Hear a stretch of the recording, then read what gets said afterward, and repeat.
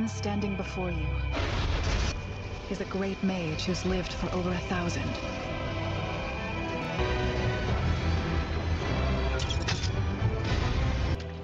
Ara. Kill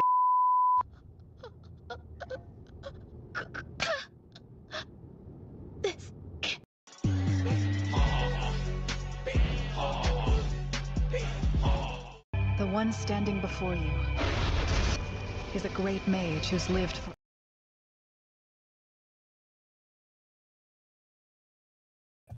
Damn it! No more intros! Technically, I have more videos to play, but we have to start this show at some point.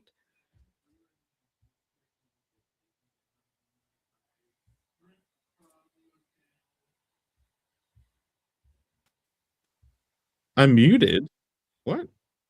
Hey, am I muted? There you go. Now I can hear you guys. Okay, I said play the cat There video you because we're go. halfway through the show now. Oh, yeah. Okay, cool.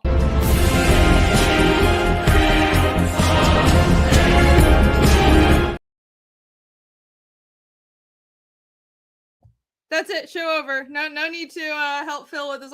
What? Does StreamYard mute everybody now every time a video plays? Fucking hell. Yeah, Jake, you're muted. You're still muted. Yeah, it automatically mutes you after every And video. you have to Forever? unmute Yes! yourself? That's fucking retarded. StreamYards. What the Fucking fuck? change that. That is fucking annoying. Chat, Well, did- anyway. Did Phil and Bancroft have that same problem on that? Headley says keep Jake muted. Yeah, show would be better. that is very gay. Thank you, Zaid Raid, or I thought, or maybe Bogan Raid. Either or. Welcome everybody. Welcome. I'm sure Phil will be joining us soon after he's done chit-chatting with his best friend Bancroft. But meanwhile, we are here to entertain you. Welcome to the Panel Breakers, everybody. Today, we are going to be talking about Phill, our fourth member's newest book, The Man with No Strings #1. It just launched, so as soon as he joins us, we'll pull it up and talk about it. But also, I figured we can get into the current raging debate between artists and writers in comics. The flame war that is going on about which is more important. It's not really a flame war. It's just I don't know. You get It's not it's not that rigorous. Every 3 years to talk about this. Yeah, it's like the one eventful thing that happens in comics every 3 years. Are artists or writers more important? So we can delve into that. That's a topic. Okay, yeah, I'll wait to jump in once we get into it. Yeah. No, go on. Say what you're gonna say. Go ahead. I was gonna say it's Nick Patch started it with a tweet, and that tweet went like uber viral. Kind of, it's like mainstream people chiming in about it. You know, so wow. Okay, I saw the Todd McFarlane video. I saw that's what started the artist? Is it Ryan Stegman? Is that his name? I think the Battle Beast artist. Dr. Eggman? He works. I don't know who Ryan Stegman. Why is my video not showing up? Why am I just my background? What's happening? Here we go. Guys, we were very prepared for the show, by the way. It definitely wasn't a last-minute scramble. Oh, shut up. There we go.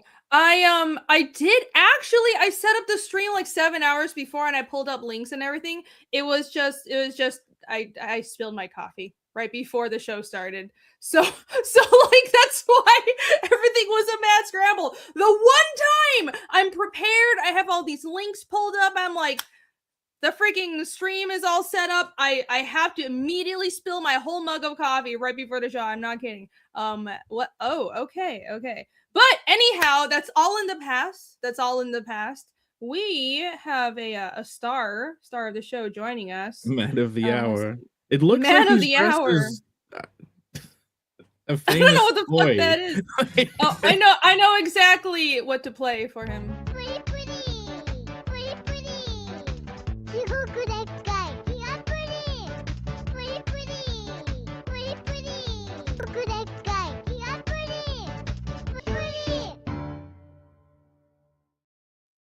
Welcome, Phill. He was preparing that pose the whole time and thought, how long is this fucking video gonna go on for? What was that? He was acting all cool in the background. Meanwhile, his very on-brand videos playing. It's a pudding ad. Do you know it's a pudding ad? It was an Epstein. That was an Epstein ad. No, you dare, Sully. The Giga Pudding ad. Dare you corrupt the sheer innocence of Giga Pudding with that filth? How could you? I reject this. In Japan, there's this thing they said, it's like you can add, if something is cute, you go pooey pooey something. So in One Punch Man, there's pooey pooey prisoner. Like in the there's like a little felt stop motiony thing about guinea pigs, and it's called Pooey Pooey Molcar because they're all molcars. I heard that Giga Pudding ad years ago, and I just thought they said Pooey Pooey. So I was searching for it for years to try and find it. I'd be like, Pooey Pooey Japanese song. Never found it. Then realized they're not saying Pooey Pooey, they're saying pudding. Pudding. But they're Japanese, so it doesn't sound like that. It's pudding. Is everybody grossed out already? Is everyone properly diabetes up? I hope you are. That's my goal. Got Amish paradise. What does that say? Amish honey puffed corn. I'll be congratulations eating tonight on stream. I hope you do it right into the mic. That's what you got to do. Try. Well, I also have this. My cowbell for anytime someone orders a copy of The Man with No Strings issue 1. What do you guys think? Congratulations, very nice. You need to crack a whip in the background. Or whip, yeah. For the next The issue, whip I'll get is a whip. when Thanks. no one is backed. It's get to it. Phil, Come on. Phil, you need to shoot a gun every time somebody I somebody wish. backs the buck. You We need a fire video of a shot into whip your ceiling. cracking on a wallet and it opening up and the money flying out. That's AI. Amazing. yeah, Alex, AI. make it in 2 seconds. Phil, congratulations. You were just on Bancrofts. You have launched The Man with No Strings. Hopefully we can get a pinned link going. Yes, I'm That'd getting be- it pulled up right Thank you. now. So Thank you to we're gonna Bancroft and everybody that. that came over here from Bancrofts. We're officially over 50% funded now. That's what I was hoping for. You're already 50 Crazy. of $10 million this time was the goal, right? Yeah, it was a little bit more. It's actually more than the last one. But yeah, so we're cooking with, what did they cook with back then? Cow fat? Owl fat? Beef tallow. Beef tallow. We're cooking with Yeah, beef probably tallow, cooked people. You know, there's a tallow. guy, I don't know if it's in the Ukraine or in No. Poland, where like firewood is too expensive. And I saw a tweet, so it's real. He Definitely. figured out it's cheaper to run his furnace on like supermarket donuts that are on sale than Yeah. go buy firewood. Like all of the kilojoules in the donuts. Oh, that's funny. That's very creative. That is proper Slavic problem solving there. Perfect. Yeah, I have the campaign pulled up right now, so let me also pin the link. Everybody go back. The Man with No Strings. ZadeComics.com/campaign. And that'll take you right to the page. Pronounced Look at that. Campagne. Kick ass. Agne. Yeah, I think I spelled campaign right. I'm not the best at Can you spelling. guys hear that? Yes. Yes. I wanna put the trailer. Okay, all right, let's. Quick, what are our suggested videos? Oh no! All of the that's not even my suggested videos. Yeah, You she's caught on your. me. Yeah. Full screen. Oh, there we go. Jake's favorite part. Once upon a time, in a town time forgot, there was a gambler who cheated the wrong woman. In return, he was cursed. Every loss forced the truth from his lips, so he ruled the desperate. They pay in gold, they left in graves. Now a new face walks into town, searching for the truth. Which way does a dead man ride to wrangle his revenge? One game, one chance, only one winner.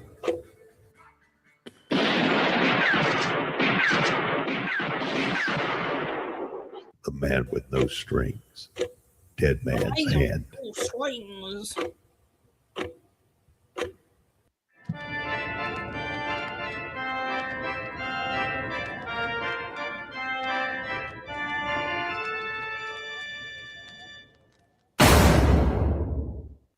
Sweet. Glorious. You Weird get Western one play of it without us replacing the narration. Now every time someone else has to do their own. Yes, that's what's gonna happen. So, what does weird Western mean? I don't think I've I've heard the term before, but I want to hear more about. You're the Western expert, Phil. Enlighten us. Yeah, it's old school. I don't know where it started. Probably even predates comic books to like, paperback pulp books. But it's just a phrase, a genre that means Western that has some strangeness to it.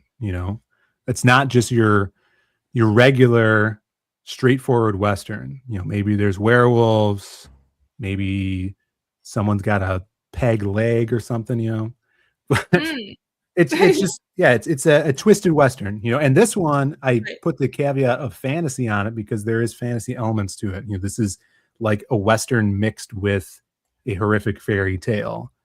There's magic, there's witches, there's a ghoul in this one. People are cursed. Everyone's cursed, so. Ah, okay. So like westerns that aren't just cowboys and guns. There's probably some supernatural elements. Something Right? Yeah, it still doesn't. going on. It's not taking place in reality. There's some supernatural stuff Okay. to it. Yeah, it's just a rip All off right. of Cowboys versus Aliens. Exactly. Yeah, Which I it's a think was way a to sell the book, comic. yeah. Was it I think, first? I think Cowboys vs. Aliens was a comic. No, someone correct me. That was the worst movie I've ever seen. Yeah, it looked so terrible. I decided not to watch it. Even Yeah, I though the didn't- title strike, she was like, "Oh, that could be Didn't see it. cool." And it's like, nah. Yeah. It in my head I keep getting it mixed up with what's that Will Smith movie with a giant mecha spider western? Wild West. For some reason Okay. in my head I'm like We got to share opinions on Wild Wild West then, because people rag on that, and they especially rag on the giant metal spider. I thought the giant mechanical Meccano toy spider was fucking cool, and I thought that film was great. You know why that Yeah. spider was in the movie, right? why? No, it's So the backlot spider they had kicking around. It was either the director or the producer had this huge hard-on for a giant spider in the final act of a film, which he wanted to put into Kevin Smith's Was it Kevin Smith? No, Yeah. Or Kevin Tim Smith's Burton. Story. the Superman movie with Nicolas Cage.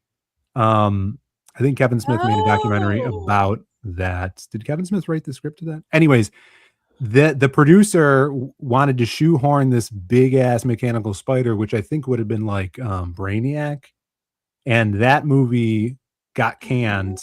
And then he went to do Wild Wild West, which they put it in there. Like, Wait, so he's literally like, "Oh, I just want a spider. This isn't necessarily because it's good for the movie or it fit into the plot. I just It really was want good for the movie. It was great. Look, well, it was. You know what? Compared to what we have nowadays, at least it took risks, and it was entertaining. It was entertaining. I want to pull up the whole villain was like in a spider wheelchair too. And to be now looking back, whenever I've seen Camel, I've been like, that guy reminds me of someone. And now that I'm looking up the mechanical spider wheelchair villain from Wild Wild West, that's the guy. That's the guy that Camel's always reminded me of. Well, it's because Camel's in a wheelchair. That's the two things. But he can upgrade to a Boston Dynamics leg wheelchair, spider leg wheelchair now. Exactly. Wasn't that Timothy Dalton? Wasn't he the bad guy? Am I thinking that wrong? But I think I only saw it once when it came out. All It was these Hollywood Timothy Dalton. Yeah, I can't remember it. In a Don Juan the Pokemon style goatee. Oh yeah. What's better than that is the original Wild Wild West TV show it's based on and has nothing to do with. There he is. Oh, that's not Timothy Dalton. I thought he was in the movie. Is that him? That's the villain. I don't know if it's Timothy Dalton. Man, that looks horrible. No, it looks great. I wished it was I thought it was just his head, but no. At some point he goes down to the a head. And 90s effects kind of look cool. They look different. It would look much better if it was in a comic. There may be a giant spider in this series, okay, not inspired by this movie, but ripped off from this movie. Hey, that's an achievement. Not inspired, only ripped off. It's not mechanical, it's organic. In my giant banana. Okay. It's organical. Well, it is organical. Organical. All right, there you go. That's what you have to look forward to. Organical spiders in The Man with No Strings. Yeah, that's an issue 1, 0. So, yeah, you did an issue 0. I was about to mention. So this is issue 1. The proper. Technically, this is issue 2. It's issue 1. Technically, issue 2.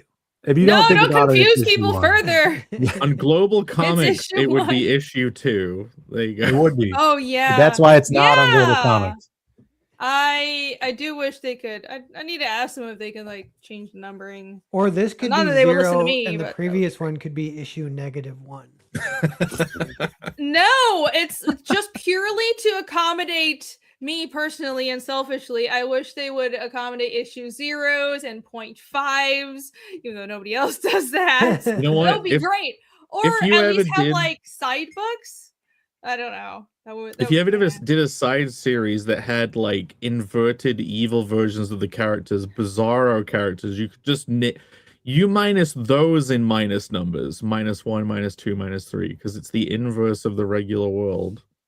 You could do that. Creative. That reminds me, how are we going to ruin this story once Phill dies and we take it over? We put a giant mechanical spider in it. We're gonna put it into space and turn his main character into a cutesy elf girl that wears braids. Yeah, and then put a giant mechanical spider in it. Yeah, it's just it's a ghost theme park on the moon of the future of our world. That's where it's all taking place. It's whatever that robot thing. It's Westworld, but with ghosts instead of robots, and they're all there because the moon has the soul trapper device that recycles our souls. Oh, I think anything the you soul trapper device. I think anything anyone would do other than me would ruin it. Would ruin it. Yeah. he goes into the desert and he meets a little hedgehog that takes him on a vision quest, and he gets butt raped. Oh my god! What? That escalated quickly. My god! I was about to say, it just turns into a Panel Breakers comic. By the entire hedgehog without the butt rape, Lemmy Wink style. Sharks and dinosaurs. Already so ruined. Many crossovers. Sharks is dinosaurs. Yeah, no dinosaurs. What's what friends are? You bring dinosaurs into this, Phill. There's not going to be any dinosaurs in this. I'll guarantee it. Okay. There might be a giant spider or two. But in this one, there's a badass gambling ghoul who has been cursed because he cheated at cards. He cheated a witch. Now he's cursed. And his curse is if he loses at a poker game, then he is chained to tell one truth to a person that asked him a question. So he has the answers to your wildest dreams as long as you could beat him in a gambling game. Five cards stud, to be exact. And even though is cursed, decides to dedicate his life to continuing to playing poker. Well, that's the thing. Part of his curse is he needs to eat money to live. So he takes over this town and basically scams them out of all their money by giving them, hey, if you defeat me in poker, I'll answer any question. You could find out how to become a millionaire and I'll tell it to you. But he's still a cheater. So he's basically holding this town ransom, beating everybody in poker, taking their money, eating it so he could live forever. And then our boy, the man with no strings, rolls up with the wildest bet in the West. Or so I'm told. Nice. What's that? That What's sounds the awesome. wildest bet in the West? It's a lot of money. You have to read to find out. I'm looking for the answer to every question being you'll have to read to find. It's a mystery. Read the book. There's a double-edged sword with if the story has an actual poker game in it. Because do you know the James Bond poker movie? Casino Royale. Royale with cheese. And they did it where it's like poker for dummies at the end, and he wins with a straight flush, And it's like, okay, the best hand, the most rare. He happens to get dealt at the end and wins with the best hand, and it's like cinematic, easy to digest. Yeah, because I don't know anything about poker. A lot of times you would win a tournament with like bluffing with two pairs of twos. Okay, that's 4 twos. But if you committed to doing that, like, are you killing the climax? Like, do people want to see the flush in the climax? And like, if they won with 2 pair, yeah, see, that's why it's double-edged sword, because it's like, what do you even do? It's like you're between a rock and a hard place a little bit. But I don't even know which one's better. Okay, how about this? They win by like some insane bluff, but then they never reveal the cards and just walk away from the table. Ultra cocking. Yeah. Oh, yeah. The reader never even knows if it's if they won or not. Phill, there is something called the Dead Man's Hand, and that's aces and eights. Do you play with that at all? That's right. So the subtitle to this book is called Dead Man's Hand. Yeah, nice. All right. and it serves the story in multiple ways. I'm hoping to see if you guys pick up on it. It's pretty fun. Cool. Yeah, I had to do research of like, when did Hickok die? You know, what poker games were popular at the time that this takes place, how that all lines up, so I could, you know, write it accurately, you know. I Yeah. thought Dead Man's Hand was what they named that guy they found in Pompeii. Very funny. No, They're that sorry to self-servicing. ruin your dreams, but that wasn't an actual guy going out by wanking off. Ancient Roman history Or joke. so they say. Or so they say. Yes, I know the historical reference. I mean, it's pretty famous. But yes. I think Well. we have a backer already. We do not yet have Yeah, a pinned do link. we? All right, What? I'll... DLA God says damn it. I backer. thought I pinned it! 494. You're refresh? 494 backers already, Phil. That's right, brother. Wow. That's so right. Many. Yeah, and it just went up, like I think. $1 a buck. Hopefully, yeah, it should go up in a set. Thank you guys for backing right now. Bancroft got us to 50.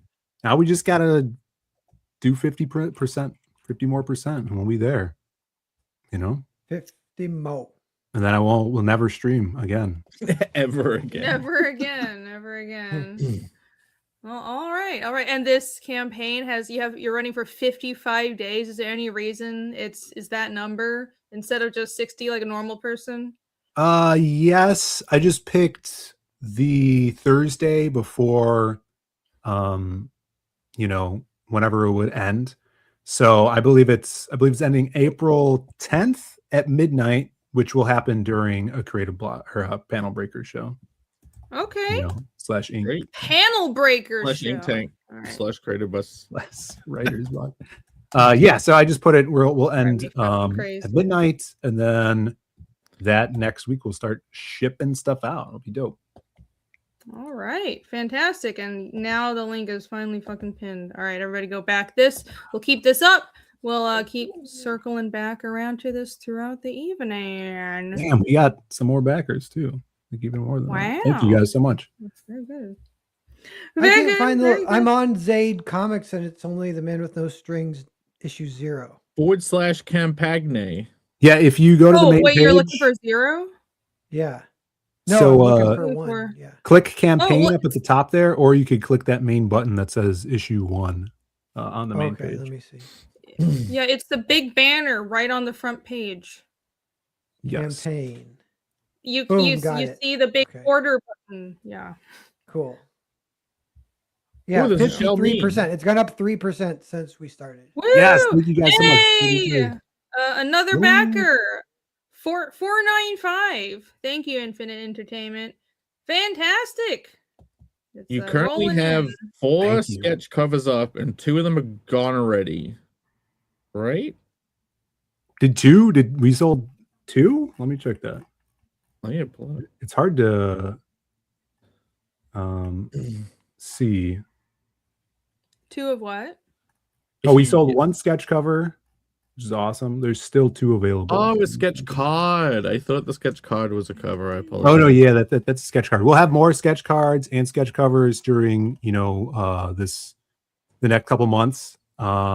So keep checking back. You know, I'll be streaming. I think I'm gonna put another one up tomorrow during the show. But this one, if you guys didn't watch Bancroft's, it is double the page count of issue 0. So it's a full 28-page story, and there's a bunch of concept art in the back as well. So Now, you're getting a lot of bang for your buck. is your artist, what's his name again? He's amazing. Oliver is a better. Yeah, Oliver is I think one of the funnest Ooh, things so Jesus. far too is the turnaround between issues 0 and 1 is really fast. Yes. And is he fast? Is infuriating. Oliver? Because he's so detailed. I'd be worried that he's slow, you know. So we started this series a while ago. Like issue 0 was drawn in like 2023, I believe. Wow. Wow. So I've been working on this with him on the side. Yeah, obviously this issue is totally done. He just finished drawing issue 2. So Sick. So he'll start Alright. on issue 3 hopefully next week. And so I'm hoping to get, 2 or 3 more issues out this year and then do that again, just try to keep a steady pace so we can get these stories out kind of regularly. But yeah. All of us set for life. No, Yes. his art is really good. Yeah, he's Look at how insane. detailed We got it is. Indians in here. We dip into like that native mysticism as well, and lots of creepy stuff. You see that witch's hand on that page. Yeah, look at that coming out of a freaking Right. magic black hole. It's Going yeah, that when I saw that, I was like, dipping into the horror aspects of the weird Western as well. I couldn't be more happy with how all this stuff was coming out. So dope. All right. Cool. All right. And this series it like might be 50 or more issues eventually? Or what? I would love to. I think it could definitely be. It's definitely going to be more than 20 issues. I have story arcs that are mapped out, and we were talking a little bit about that last week. And there's a lot of antagonists that our hero has got to get through to reach his goal. So I'm really excited about that and having have an ending planned out as well. Cool. Okay. That's awesome. Planning ahead. That is the way to go. Have you planned? Okay, so I know we do the planning, the ending, storytelling, but then when you do that, you also got to plan in the potential extension gaps. The insert point. Like, okay, here's the ending, here's the story, but at this point, if things are going well, I guess I could shove in like a whole golden arc in here. Wait, that's how Jake works, so don't listen to him. He's here. I mean, side books and bonus stories are always cool. But Yeah, I'm excited subjectively speaking for that stuff to just pop up naturally along the way, where it's like, oh, there's something I didn't plan, but it would be cool to have this side story here to explain this aspect of the character or a side character. Yeah, I mean, that's gonna be fun. I mean, I have to read Berserk, so I don't know what happens in the Golden Arc, but I do have a whole flashback arc where he's younger and he's part of a posse, the Young Guns arc. You do have a Golden Arc. Is that the Golden Arc? The Golden Age way, They need to go to hell at you the took end it of by that osmosis. The greatest story ever told. Yeah. It's just your storytelling instincts. The Golden Arc is the identical story to Fight Club if Fight Club didn't have the twist. If you take away the twist, and in a way, it's even with the twist, it's identical. Yeah, it's a love triangle. It's a leader of a cult, basically. Ooh, a love triangle. A guy he can't control. Rebellions. I was trying to think of who the love triangle is. There's a lot of love triangle stories. I don't know if I'll do a triangle. I definitely want to find a spot for a romantic part of it. But yeah, I do have I laid everything out for Oliver, and he's like, "Oh, I'm excited to." And I was calling it the Young Guns arc. He's like, "I'm excited to get to the Young Guns arc," which would be a flashback. It'd be cool. Just make sure that in the flashback, the world is normal and not supernatural. And then by the end of the flashback, the characters are all involved in how the world becomes supernatural. Is that what happens? That's No, I already. We do see when the world becomes supernatural, and that's awesome. It's kind of integral to the story, so I'm excited about that. And is it called the eclipse when that happens? No. He totally hasn't read Berserk, guys. He has no idea. I haven't. No, but here's the thing. You could throw that out and say it as a criticism. It sounds like this, but genuinely knowing that makes me more excited about this series. That's really cool. It's just good storytelling. Sometimes there's an overlap, but no, it's obviously that's exciting. I like seeing all the backstory for the story. Somebody in chat asked me why I'm cranky. Because I spilled my freaking coffee. It has nothing to do with panel. So I'm just a cranky person. No, I think one of the flaws of a lot of comics that are all in a shared universe is they don't get to create their universe integrally linked with their story. So yeah, knowing you're gonna actually explore how the world comes into being as part of the story and they're intrinsically linked, that's one of the most exciting things for me as a reader. To learn that, to learn the truth. That feeling that, I mean, good stories feel like there's a logic underneath everything, even if you don't explain it. And it depends, like sometimes you can be over explaining, but generally it's really cool to see how all the threads come together and like get a glimpse of the bones underpinning everything, right? Oh, definitely. Yeah, I like I'm that Grim sketch card. That's very cool. right. Yeah, Alan did that. That sold out. I have 2 more sketch cards from him, and they're like taking it to the next level. I can't wait to show off his next ones because they're not just sketch cards. They're much more. It's really cool. Guy's insane. All right. Well, for people who are like, I'll just wait, I don't need a back right now, you do have a first 100, a hashtag first 100 thing going on, correct? I do, yes. And do not wait if you're on the fence, because the first 100 orders get free stickers. Now we have 50 of these to send out, which is the 2025 Shell Bean. It's Bean Wild. Why does that? I love it. Is this a cyberpunk Shell Bean or It looks like that's it. Shell Bean AIDS version. What's going on? No, it's a glitter ball, and he's like reflecting stuff from below. I want that. Okay, wait.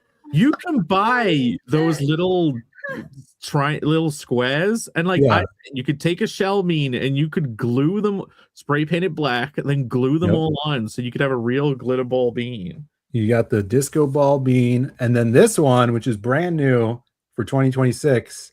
It's the from Walker, Texas Ranger, Haley Joel Osment saying, "Walker told me I have Zades," and he's a lucky. Stay positive. Nice. So these will go out. So be sure to be one of the first 100 orders. Did he get AIDS from his drug addict mom? Yes. Is she still alive? Is that part of the story? I'm not sure. I just looked up the synopsis, but that's what it was. I'm very confused. We got a couple of super chats, so let me grab those real quick. Chimera gifted 1 membership. Thank you very much. Chimera gifted me a membership on your last show. I don't think I said thank you. I just did a sarcastic then. So thank you. Thank you, Chimera. There you go. You get a belated thanks. Dang, all this hate. Andrew Wyatt, 5147 for $5. Thank you. Andrew says, spilled coffee or not, congrats, Phill, on the fantastic comic. Yes, indeed. Already back. Cheers. Thank you for backing, and cheers. And thank you for the super chat. Lieutenant Hughes for $5 says, it's the book 28, 36, or 38 pages. What is it? Is the book, so the story's 28 pages. The book is technically 36, but it's 38 files when you put it into a PDF. So if you count the interior cover and the back cover, it's 38. Well, I mean, you don't count that. And then the front cover and the back cover make it 40 files. So you count how many pages. You count how many story pages are in the book, Phill. Well, it's a 28-page story. Okay, there you go. It says, and then it's also a 38-page book. That is only a little confusing, but thank you for clarifying. Lieutenant Hughes says, seen all 3 on the campaign page. Hope everyone is doing well. I could use a distraction. Hail to all of you. I think we could all use the distraction right now. So let's do our best to provide that. And thank you for being here. And thank you for the super chat. Cheers. And Lieutenant Hughes for A member for 45 months says, congrats! A bunch of emojis to Phill for launching another Thank you. one. Yes. That's a lot of months. Getting it How many- done. I know. That is a 45 lot of shed months. by 12. That's nearly 4 years. Yeah, I'm very grateful. Thank you. There are a few members who've been around for like 45, 48 months, and I still can't believe it. You guys are awesome. Thank you for sticking around through my bullshit for 4 years. You guys are the best. Oh, she Cheers, says Lieutenant. you gotta do I the have to- voice. Oh no, I did the voice. Oh my gosh. Wait, which one? There are Does several. Is this it's not working. Oh, god damn it. I don't think they're gonna let you do the soundboard and let me escape from doing the voice. Lieutenant Hughes for $4 is the book 28, 36, or 38 pages. See now, stay on the campaign page. Hope everyone's doing Are you well. mocking Thank you Lieutenant to Hughes? distract you. And to all of you, he said I need to do the voice. He doesn't said, sound like that. I don't think he sounds like that. No, he does. Just a book 28, 36, or 38 pages. He sounds like that. Scene all 3 on the campaign page. Hope everyone is doing well. I could use a distraction. Hail to all of you. That's my best man voice. There you go. Thank you. Well done. Thanks, Take another Lieutenant. shot. Okay. No, I need some water after that. Oh my god. All right, moving on. Dang. I'd rather do that voice than the retard voice. But I feel like if I keep doing that, people start thinking I'm dumber than I actually am. It's already pretty bad. All right. It's I need a like when mustache. VTubers like high pitch their voice up. Like you're pitching your voice up so people watch you more. Like you do the retard voice so people watch you more. She's just putting I on the don't wanna retard voice. It's not I really her Yeah. voice. No, I mean, People, this, I people have super a chat. They're normal like, voice. "Oh, you It's probably not need retard. a little extra help in life. Here you go." Oh my god, that would be so horrible if you build a whole channel around that persona. It's like, Yeah, I'm it's- stupid, give me money. $10 super chat saying I hope they find a cure soon. Yeah. Holy shit. Oh, the grift. No, we will not. We will not do that. Grifter no Okay, all right, grifter. and there are returning to the campaign at hand. You have 4 covers? Yes. Is that what you're providing? Yeah. So the standard regular paper, 70-pound interior paper. I actually have a proof copy of that regular one. Colored cover. Oliver has done all the covers. This one is the regular colored cover on this one, on this campaign. We have a black and white virgin variant, which isn't this cover. It's a totally new cover, and you could it's the one next to that, the black and white one with the clock. That is also available in the regular paper, so you can see there. Kick ass. You can click on that; it'll actually get bigger. The black and white one. We had this pinup, and we weren't going to use it for everything, but we decided to make it the black and white variant, as opposed to how we did on issue 1, which was just the regular cover. Just the line art of it. Click on the BBW cover. Oh yeah, BBW. just that one. Yeah, so I think it worked perfect because it kind of takes up the whole page. There's not really a great place for a logo, so it's going to be the virgin black and white. So if you guys are into a full black and white comic, definitely grab that. That comes in the bundles as well. You got the sketch cover, which is available. The logo is now in a different spot. If you guys are artists and got the sketch cover last time, we put it down in the bottom right corner, and then the retro on newsprint. With kick-ass colors. You could always ruin this cover by putting it like really small in that little bit of space right at the top right. Yeah. Behind the cape. No, don't do that. No, up where the swirl is. Yeah. Yeah. Inside the swirl. When I looked at that, I'm like, is that a brain that's hovering out of his head? But no. Good job. No, that's a really great cover. It's a good composition. It's better without a title in it. Is this being colored for like a print or something too? Yeah, I think we'll get it eventually colored when we collect everything. Probably put it up as a pinup because I would like to see it colored. I just haven't gotten it yet. Yeah, he's got a nice clock. Massive clock. Welcome clock. That's a huge clock. Thanks, Say Michael. that 5 times fast. Michael Dicha for $5. Congrats to Phill for bringing a Western tale. The supernatural element is cool. Thanks, man. Yes, thank you for the super chat. Indeed. Yeah, there's I don't know if it's not like I haven't seen Westerns around comics or indie comics. Like some of my good friends work on the Six Gun series, which is kind of a weird Western. It's similar. That's what I hear. Yeah, I hear it's awesome. Yeah, it's pretty good. Written by Cullen Bunn, right? But I don't really know anyone else who does Western comics, so it's cool to see this. And you seem to really be into the subject as well. So you're sharing your expertise. You've done your research, as you've mentioned. Yeah, I love the genre.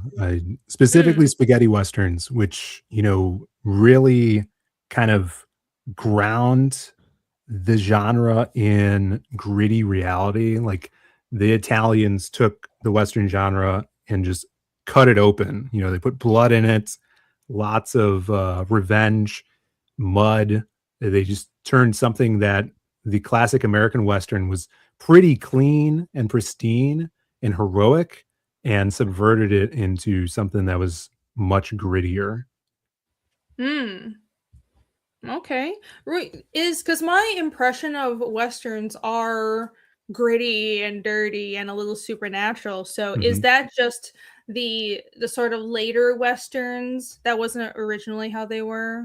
Yeah, for sure. The Westerns in like the late 60s, early 70s, once Italy started making Westerns, that's why they're called spaghetti Westerns. It's because all kinds of Italian directors and actors were making them. They made like 400 Westerns within the span of 3 years in Italy, which killed the genre. It's basically like there's weird parallels from Westerns to the comic book industry, where like the subversion of the superhero really ran out the tank of comics.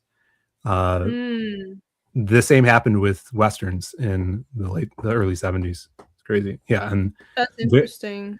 Yeah. It's also really influenced by, you know, Kurosawa. They influenced each other. It's crazy. That's crazy. I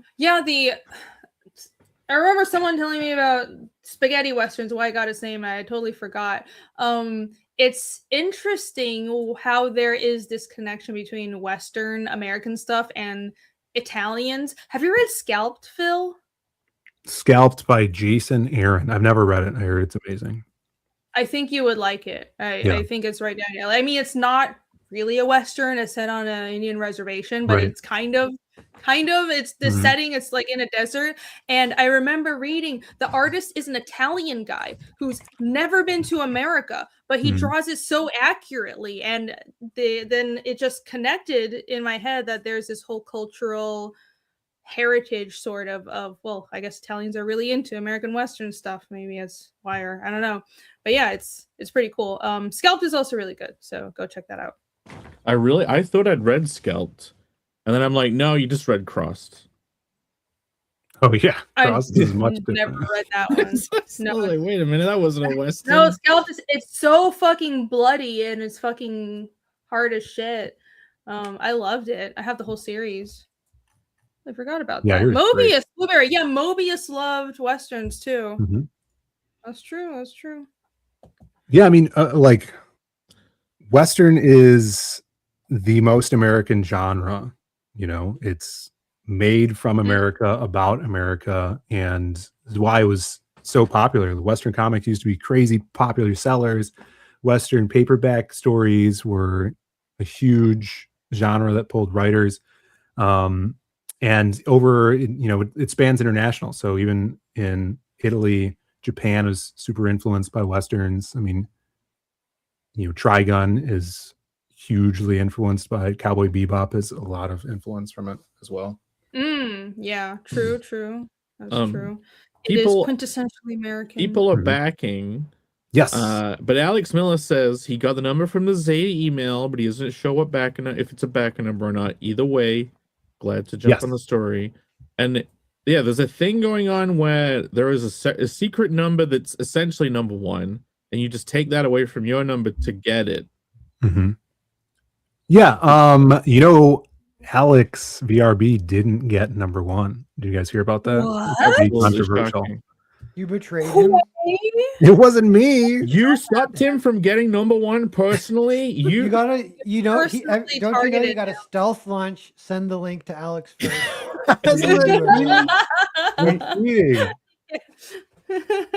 How did that happen? Who got number 1? Do we know? Are we allowed to know? I think it was Wackass. He said it in the chat earlier in the bank box. Wow. If anyone was gonna Amazing. get it, it would be Wackass. And I am wondering if Wackass got the secret link He stealth didn't. lunch treatment. He didn't. 'Cause how you guys are We friends. don't do Ultimate that, by the way. betrayal. That is not a thing. Just so we're clear. He didn't. Wackass confirmed to get number 1 in chat. Well, Yeah, shout out to congratulations. Wackass. It's one of like the 2 times Alice will ever not get a number 1 on a campaign. My condolences. Well, very good. Guys, I want to do my narwhal nugget. Can I tell you guys? my Yeah, narwhal take it away. Yeah. We can check back in on this. All right. All right. Thank you Yeah. guys And so real, much. Fresh real it quick after a too, nug. this is Phill. This is Phil's night, but I am hoping against hope to get 2 backers tonight. I'm at 118. It would be so nice to go to 120. So if anyone wants to back 2 books instead of 1, please back mine as well. I think links in description. Yes, Grand Prix. It's doing really well, right? Trying to pull it up. Give me a I second. still keep looking at it. You crossed 7,000. That's what It's I was slow but happy about. steady. Yeah. Oh, 'cause I yeah. did a borderline stealth launch, I guess, and it's just been slow but steady. Why the fuck can't I find the? God, I'm so bad at finding links. You have You to know, type and- Earthbound in with 5 spaces between each letter. Indiegogo, That is It's true. on Kickstarter. Indiegogo has been a nightmare. It's still in review. It's been like 3 weeks, and that's why Really? Jeez I emailed them. Louise. I'm trying to see what's going on. But it actually now it kind of looks like it's actually a glitch in their website.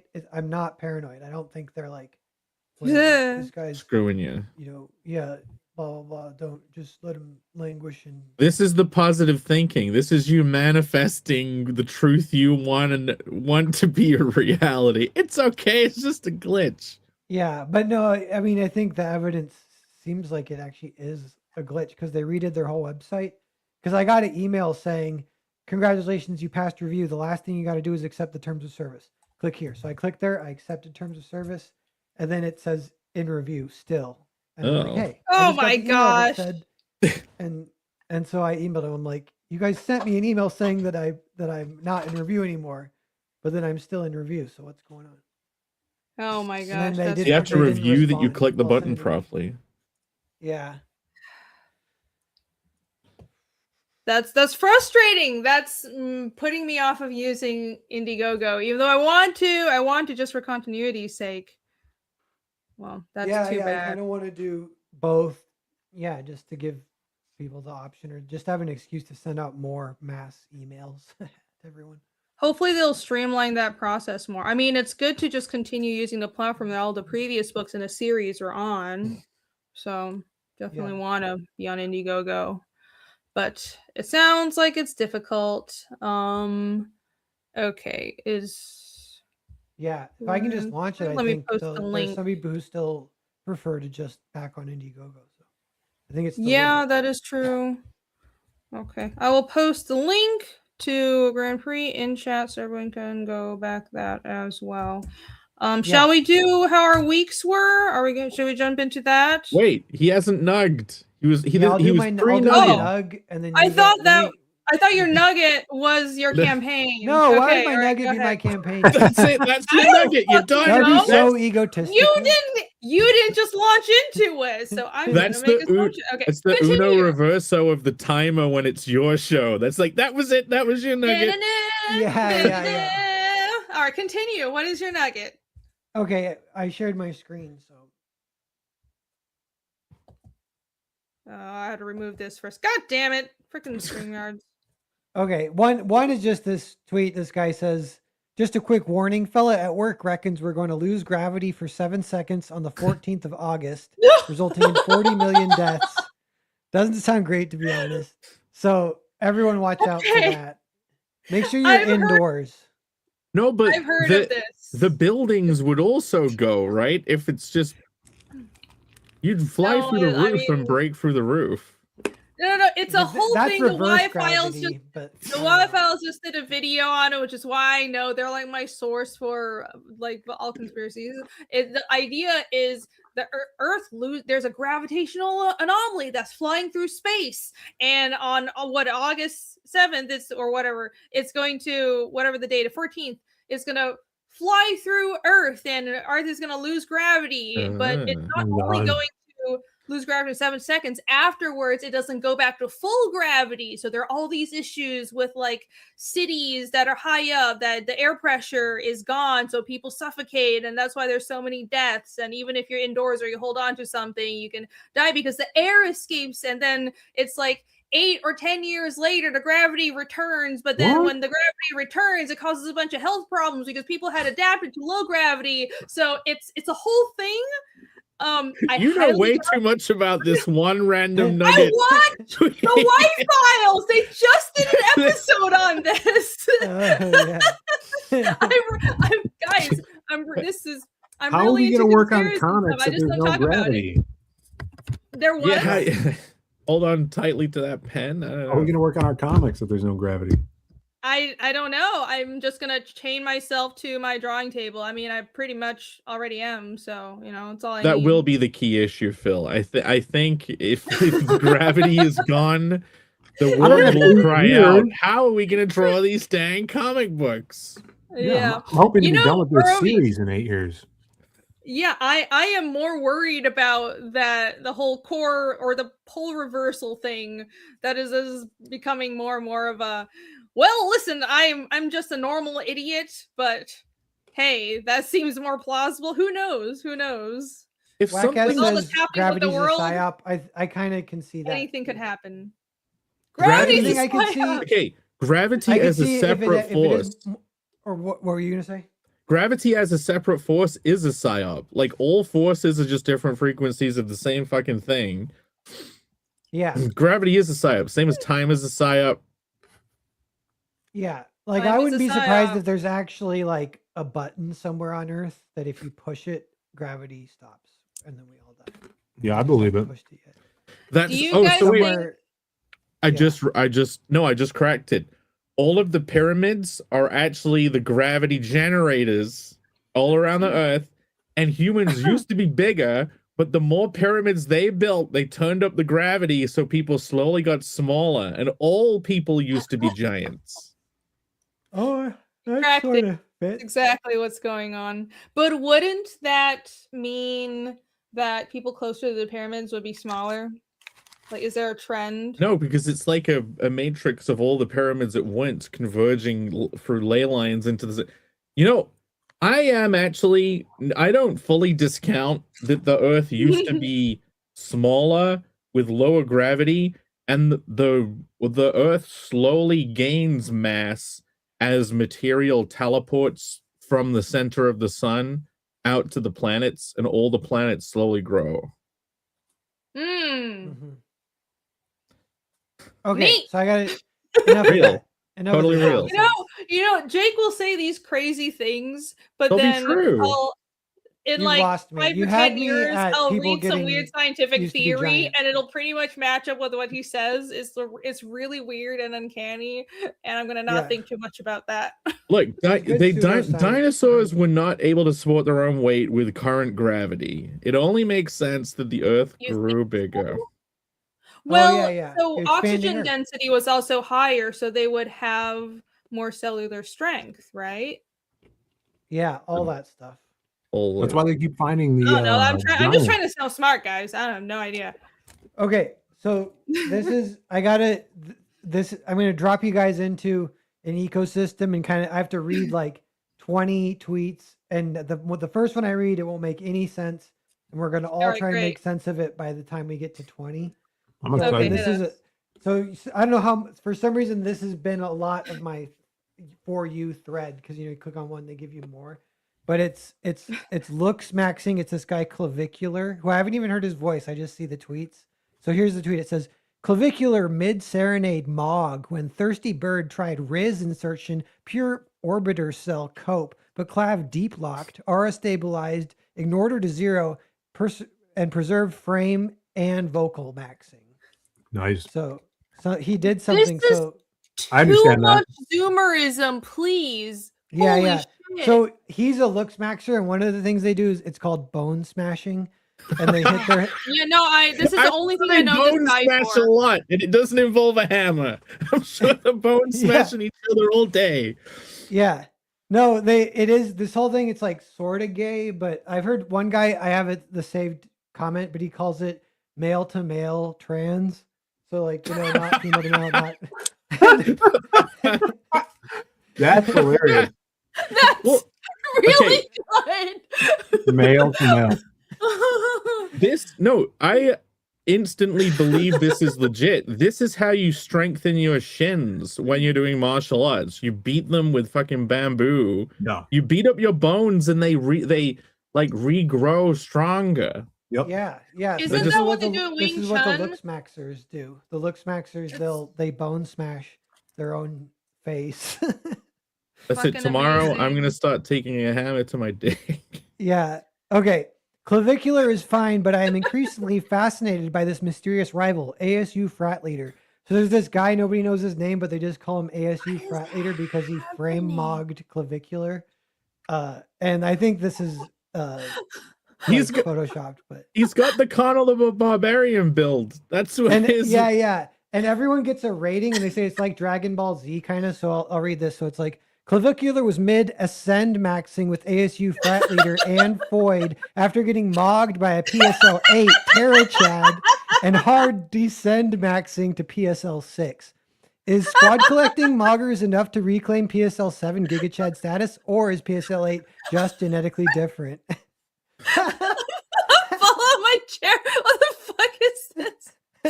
Oh my god. This is too online. Oh, holy shit. When they Yeah. hit 30, they're all going to be comparing Norwood levels.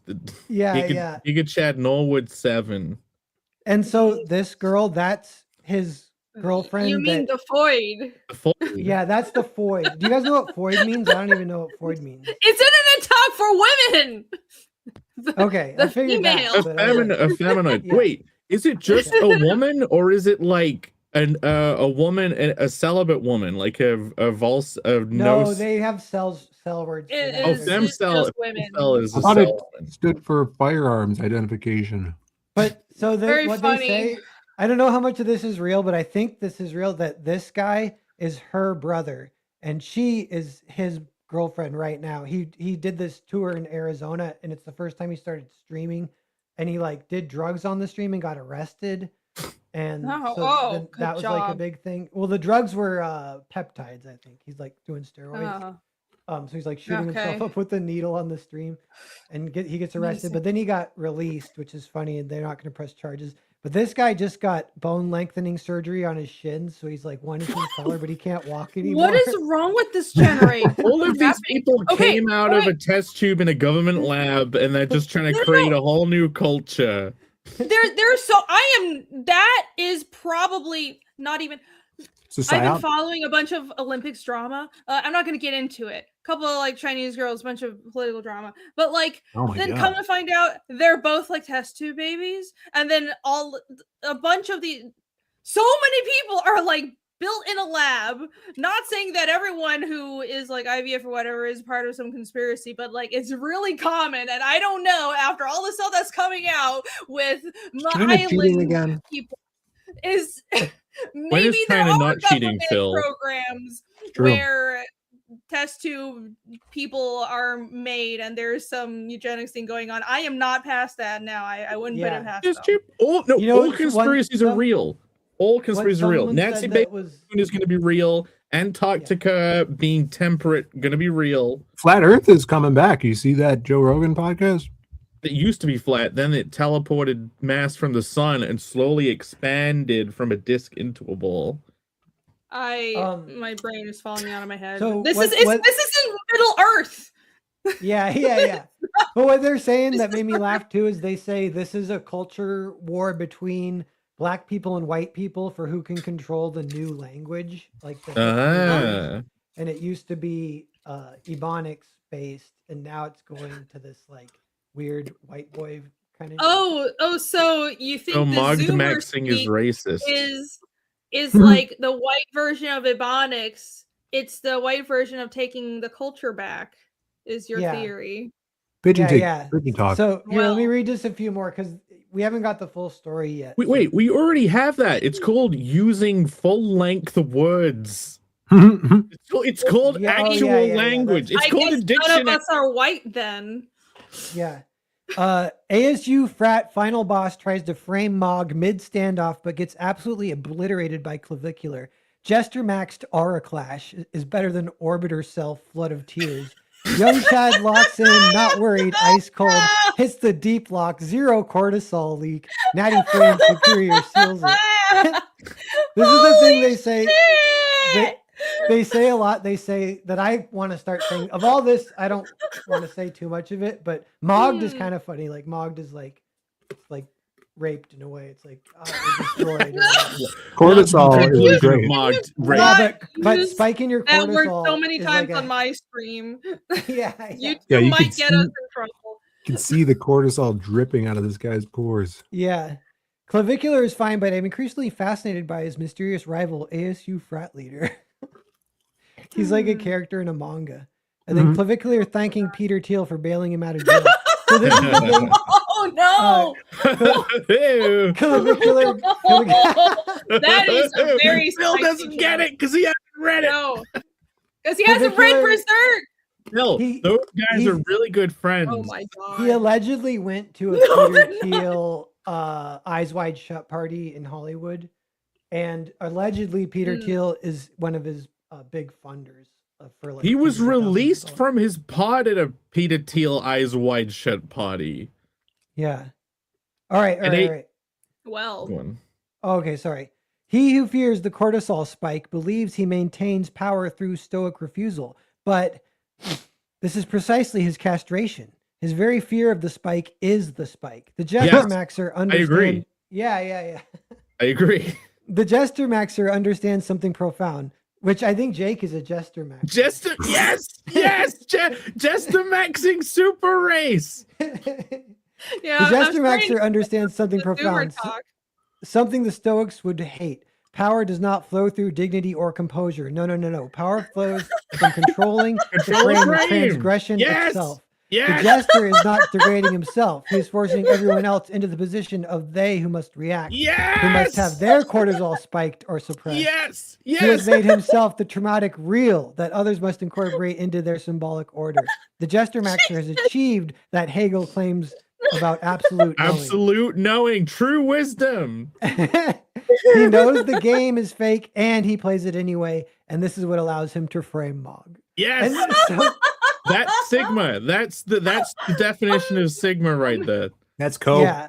I don't even know what Sigma says means. the pseudo stoic. It's cope. Yeah.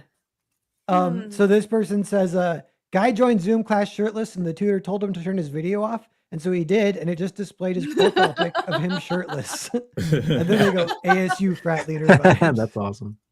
Well, that's pretty good. And this is about bone smashing. This guy says, martial artists do this all the time, but without hammers to the face. They get stronger, denser bones from repeated stress applied to trained areas, but they aren't male-to-male transsexuals. So you don't get to be the decider of that. Although being Jester Maxing whilst fat is at least 20% cope. Oh yeah, see, it's cope maxing it. Yeah. Clavicular suffered an egregious cortisol spike when asked about Jester gooning and LARP maxing on stream. That's just random retards on X making up shit that doesn't even make sense. No,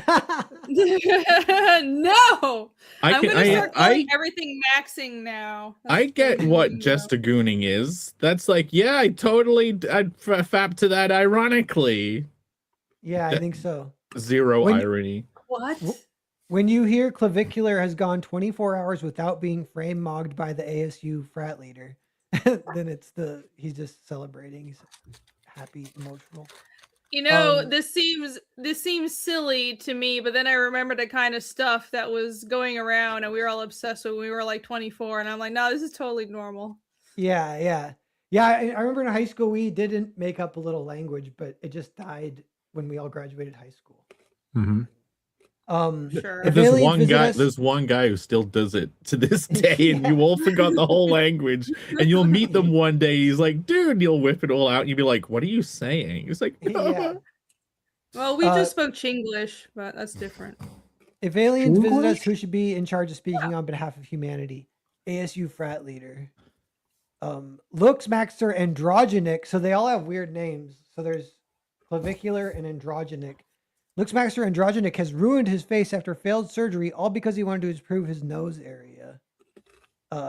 Was trying to show my barber a reference pic and opened this instead. Peter Thiel shooting clavicular with the. Well, I'm happy. for you. okay, look, As long as you're genuinely, happy. I do think a lot of this stuff, maybe some of it's natural because people get whipped up in it. Because of the emails, you know that the powers that be they're only interested in creating new interesting phenotypes to fuck. This is just phenotype generation through cultural You're saying manipulation. if there is like Peter Thiel's involvement or whatever, maybe. Maybe. Yes. No, they want to. They want to make one singular blob consisting of all mankind and DNA of the island owner. I think they just want to kill all poor people, basically, and have At least one of them does. But There has to be, with all the especially harvesting and egg stuff and all the cloning rumors, there has to be something going on with that. There has to be some sort of, we must perfect the human genome.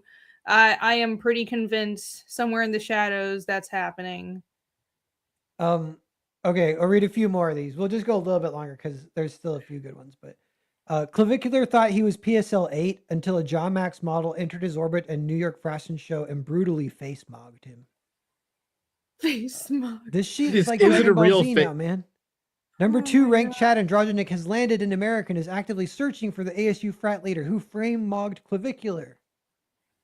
Oh, and that's the last one. Yeah, and so frame mogged is one I hear the most. And what's funny about that one is all it is like it's trolling. It's the frame of your body. So it's like trying to make yourself wide is like all it is. And I thought it was just you show up on camera with someone and you just have more presence than them or you look better. Yeah, I mean it's kind of like that, but I think it's more like a tiny little person can't frame mog a big person. And they wear shoulder pads, and they only work out their shoulders if they work out, because they're just trying to get they're trying to frame mog each other. Shoulders are good.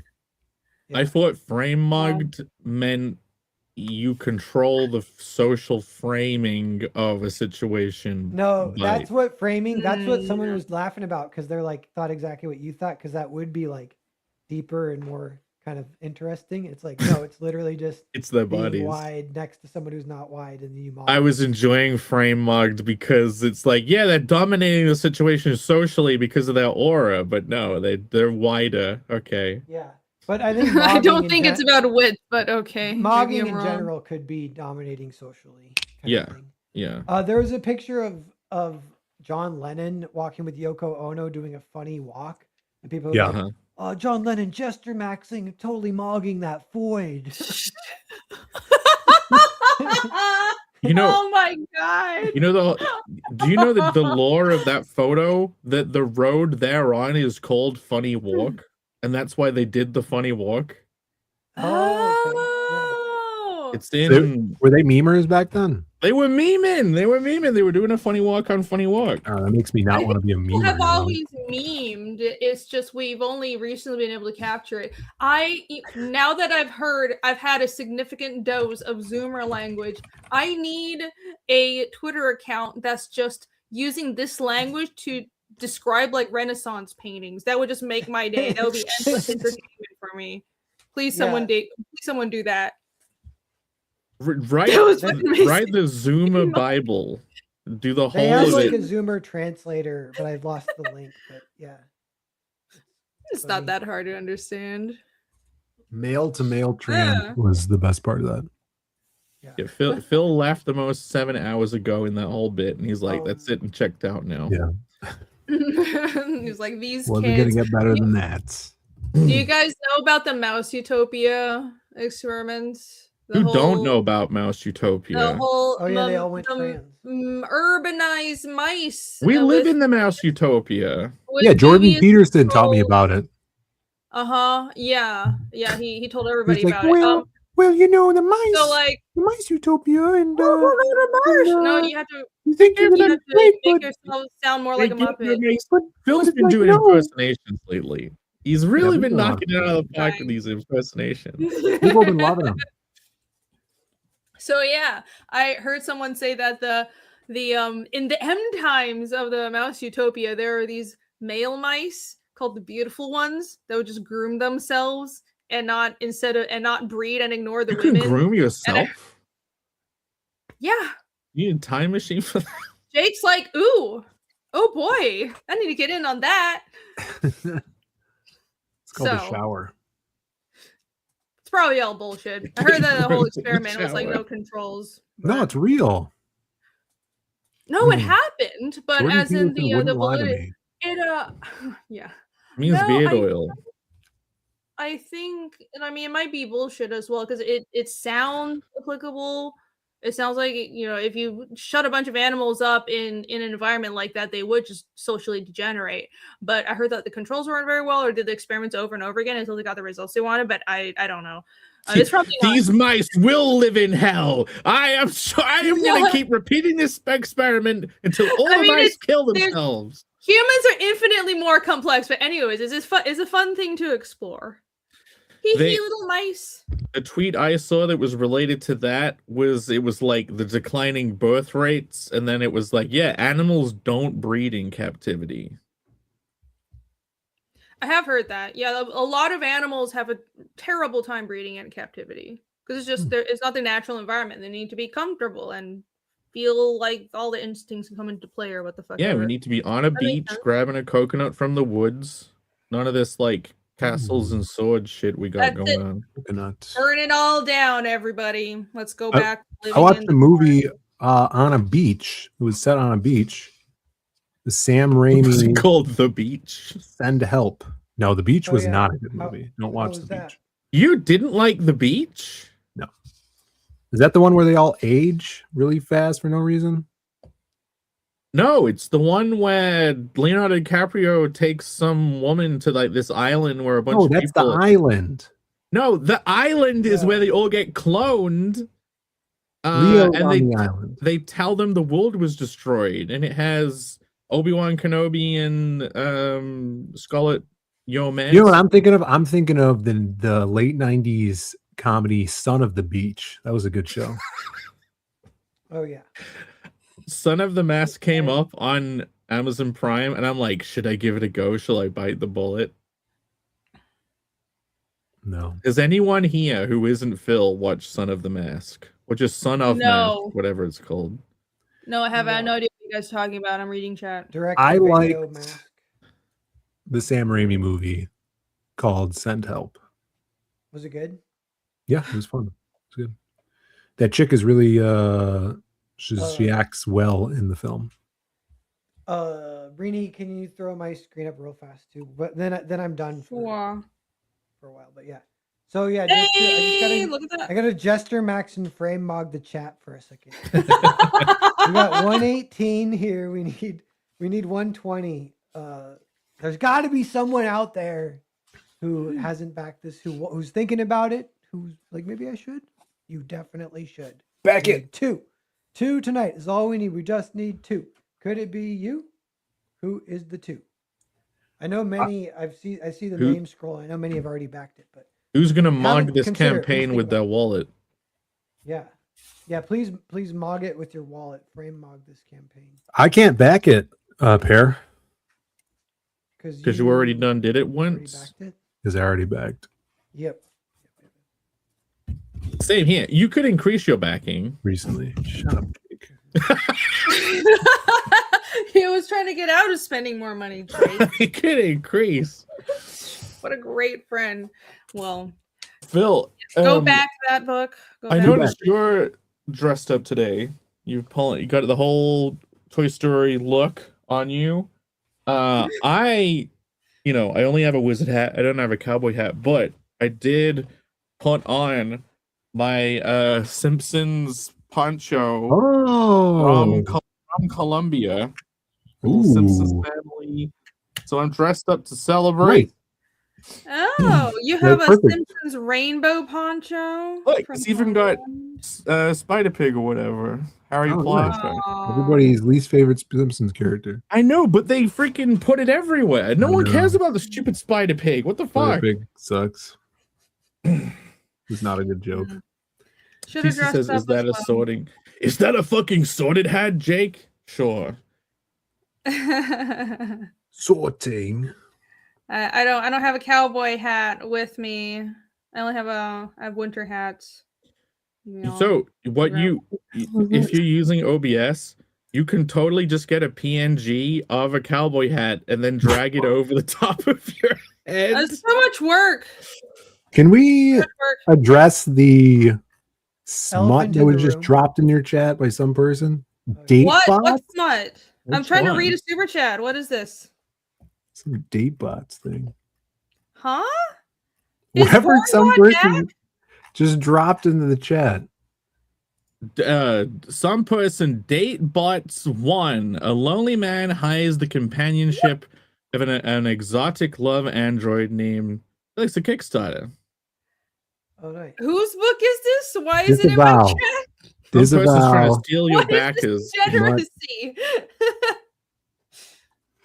Totally not looking it up right now. Totally, because that just Definitely sound not. interesting. Things that Drop. may or may not be hentai adjacent definitely aren't in Jake's wheelhouse. Andrew Wyatt for $5.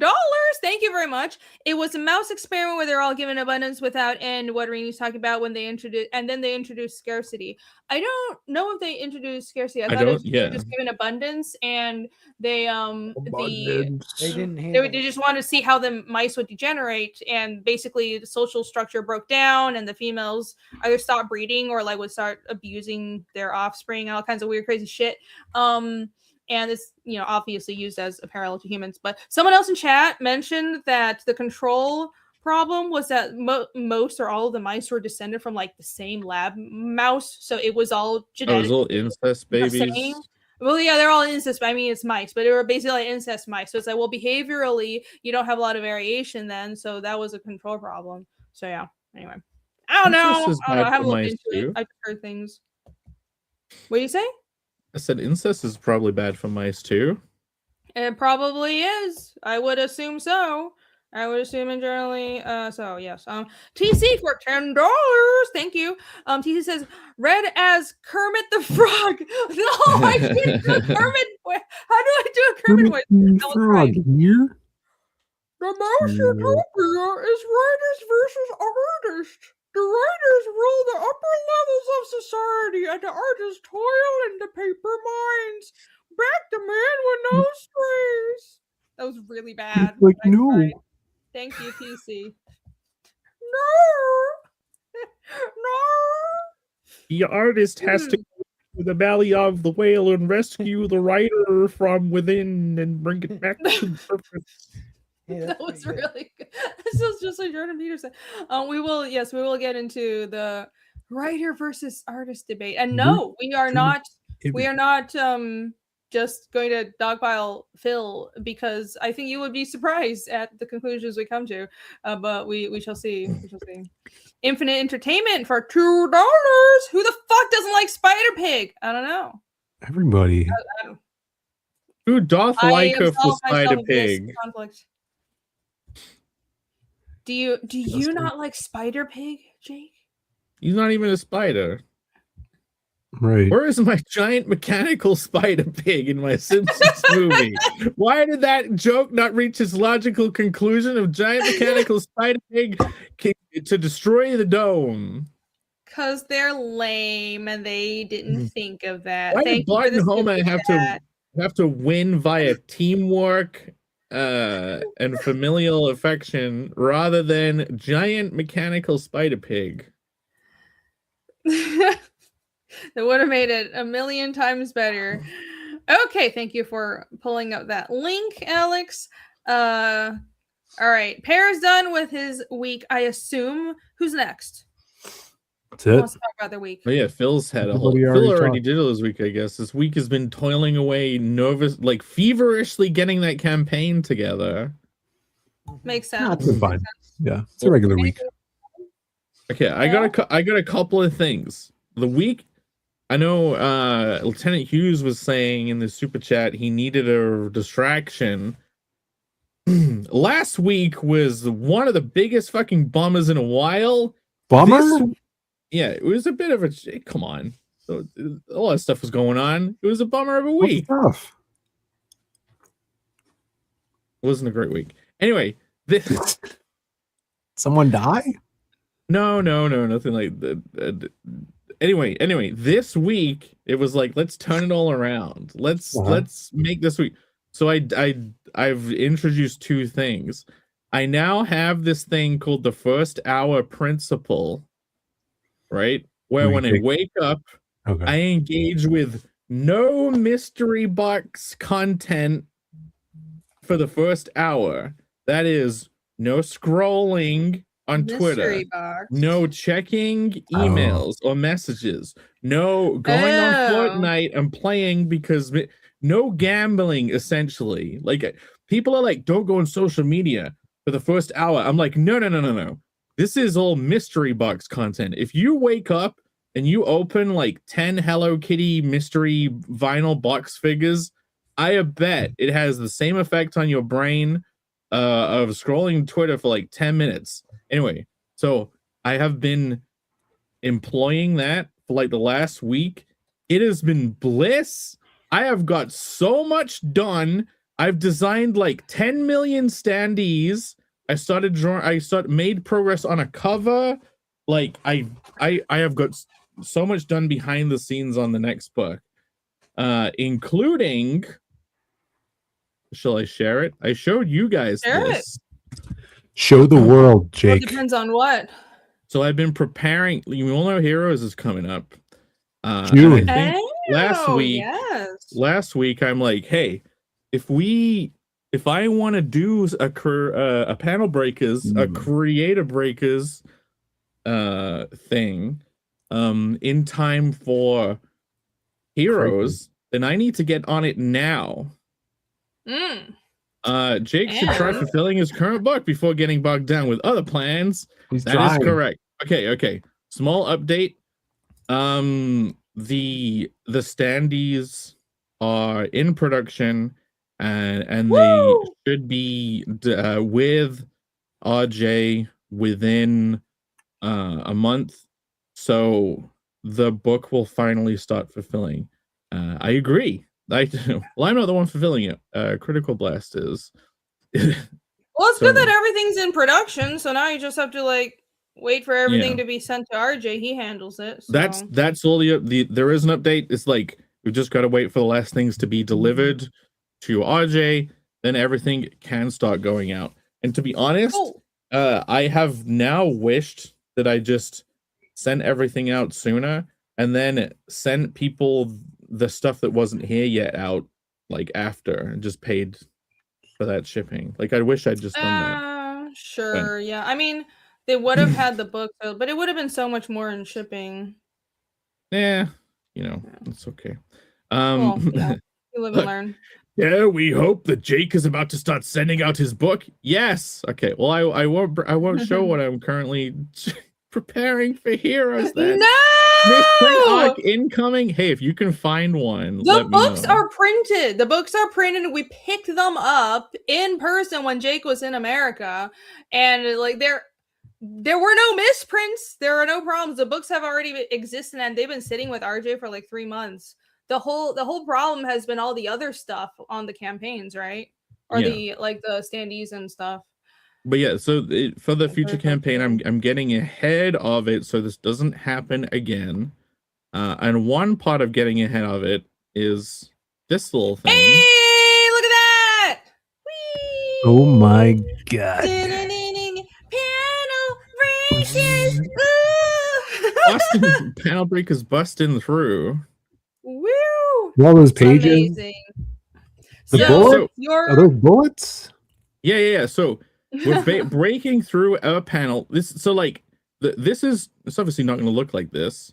It's going to have final art, but I had so much pain in the ass getting the last standee to like be organized in the space that I'm doing this rough one. I'm sending it to them and saying, can you make sure this works? Then I'm drawing the final art. But yeah, so those are all panels. We can draw stuff in those panels. I'm gonna try and get like some hint at the top view actually. But yeah, guys, this is something I'm gonna have ready for Heroes. An actual panel breakers standee. The first of many, hopefully. That's Not the gonna be only awesome. one. I love the narwhal's face. So determined and how he's You know projectiling. what? He looks kind of Italian. He's like, this Uncanny. is the last time that I'm going to poke you with my knife.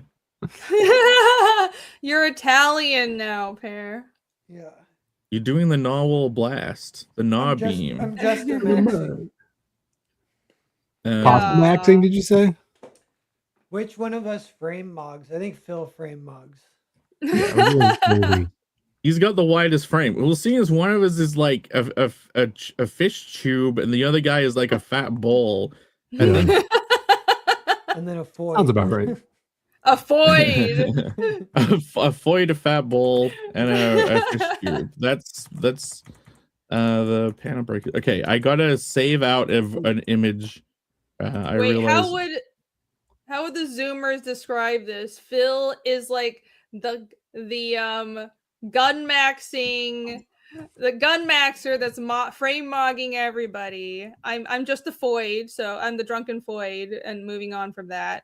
How would the fish and the hedgehog be described? Fish maxing, Puff maxing, orange maxing, puff maxing. We're all There we gay go. I need to maxing, learn that's this all. language. I'm an old lady. It's difficult. It's not worth it. Phil's annoyed. Hold on, I'm almost there. I'm No, that's saving it. fantastic. This top-down view. Okay, If we could have this ready for Heroes, that would be awesome. It will be. This is what we've got a long time. Like the next campaign, all the books that I'm getting out, like this will also hopefully be done in time for Heroes. Like there's gonna be a super quick turnaround. Extra super quick awesome. to apologize for taking so long with this book. It's your first book. So do you have an idea for what the base looks like top down? Yeah, I'm trying to save out an image of my like cluster F of a setup. Where did that file get saved to? Export, save for web. I still use the save for web legacy. Okay, it's to desktop. There you go. Romy says Tard maxing. That describes it. Yeah, all the way. Know. Where is the top? Yeah, I feel like aura farming, all this maxing talk is kind of overshadowing what the aura farming used to be. You know, I kind of miss aura farming. Aura farming was like 2 years ago, which is prehistoric times at this point. No, I miss it. Aura farming was too real, and they had to subvert. They're getting this new technology. We can't let them keep it. Oh yeah. Yeah, I follow the technology works. I follow this Twitter account that posts creepy AI movies of like dystopian futures, and recently it's got into like the look maxing, where everybody is trying to be super beautiful and get their cheekbones transplanted. They look like a duck lips. Yeah, but it's taken to like a grotesque, ultra sci-fi horror visually. It's pretty crazy, and that the narrator sounds like that Penguin guy, Werner Herzog. It's Werner Herzog. So are these real sci-fi movies? They're like AI clips, you know, with voiceover. Okay, I got it. Oh. Here it is. Here's the sheet. Already. This is like a comic book size sheet, so these guys end up being like full size standees. They're not tiny. Yeah. So Mm. all of us fitting. See, look at all this meticulous. I have to give so much freaking space between these guys. I'm like, is Paz arm too close to Phil's knee? Are the guns touching the beam? But look, here is the base. Let me Wow. Oh yeah. Oh, Cool. look at all this meticulous planning. Creative so buzz. this is it from the top You- down. We got the You would do creative well in buzz. toy design. You would do well designing toys. Shout out to Creative Bus. Yeah. There's True They- title. here is going to be blueprint grid paper that's going to have schematics for the ink tank. Nice. Hell yeah. Ah. I might do this as like you know those owner's guides for vehicles. I might do a creative bus owner's guide. Do you know those things? That's good. Yeah. And basically The things there's that we like don't read. there's plenty of opportunity to put like anything in these panels, like do a mini comic in this. Yeah. These panels all around we could put here. This goes behind us all, so this is like number 4. It goes here, like this is the back and this is the front. So this little comic blast, we can maybe have like characters from our books in there, or things from the meme could be in the blast. Ooh, the memes would be crazy. Yeah. Yeah. And these two kind of like half circle panel that we're breaking through, Mhm. they go in these ones that are like slightly tilted, so we're kind of like 2D relief in the depth, and then we're actually going to be breaking through these kind of tilted panels. That's gonna be sick. I love it. Yeah, looking forward to it. So then, do you have to vector this stuff or what? No, so it's just gonna be I just have to send in rasterized art. It doesn't have to be Yeah. vectored. Like they'll actually set it up as a standee, like they'll do the cool. cut lines for the Yeah. CNC machine and all that. But like I make this as a flat suggestion for how the stuff is arranged. I give them all the pieces separately as well. The finished pieces that'll just in little PSDs. Yes, you must get this this standee. You must get it. There'll only be 50 of these too. I'm not doing a load of them. But yeah, and then I give them this that suggests how they'll actually be placed. Yeah. And like this also has like the peg mark suggestions, and it's showing where they are. So cool. Genius. So Very I'm good. I'm excited.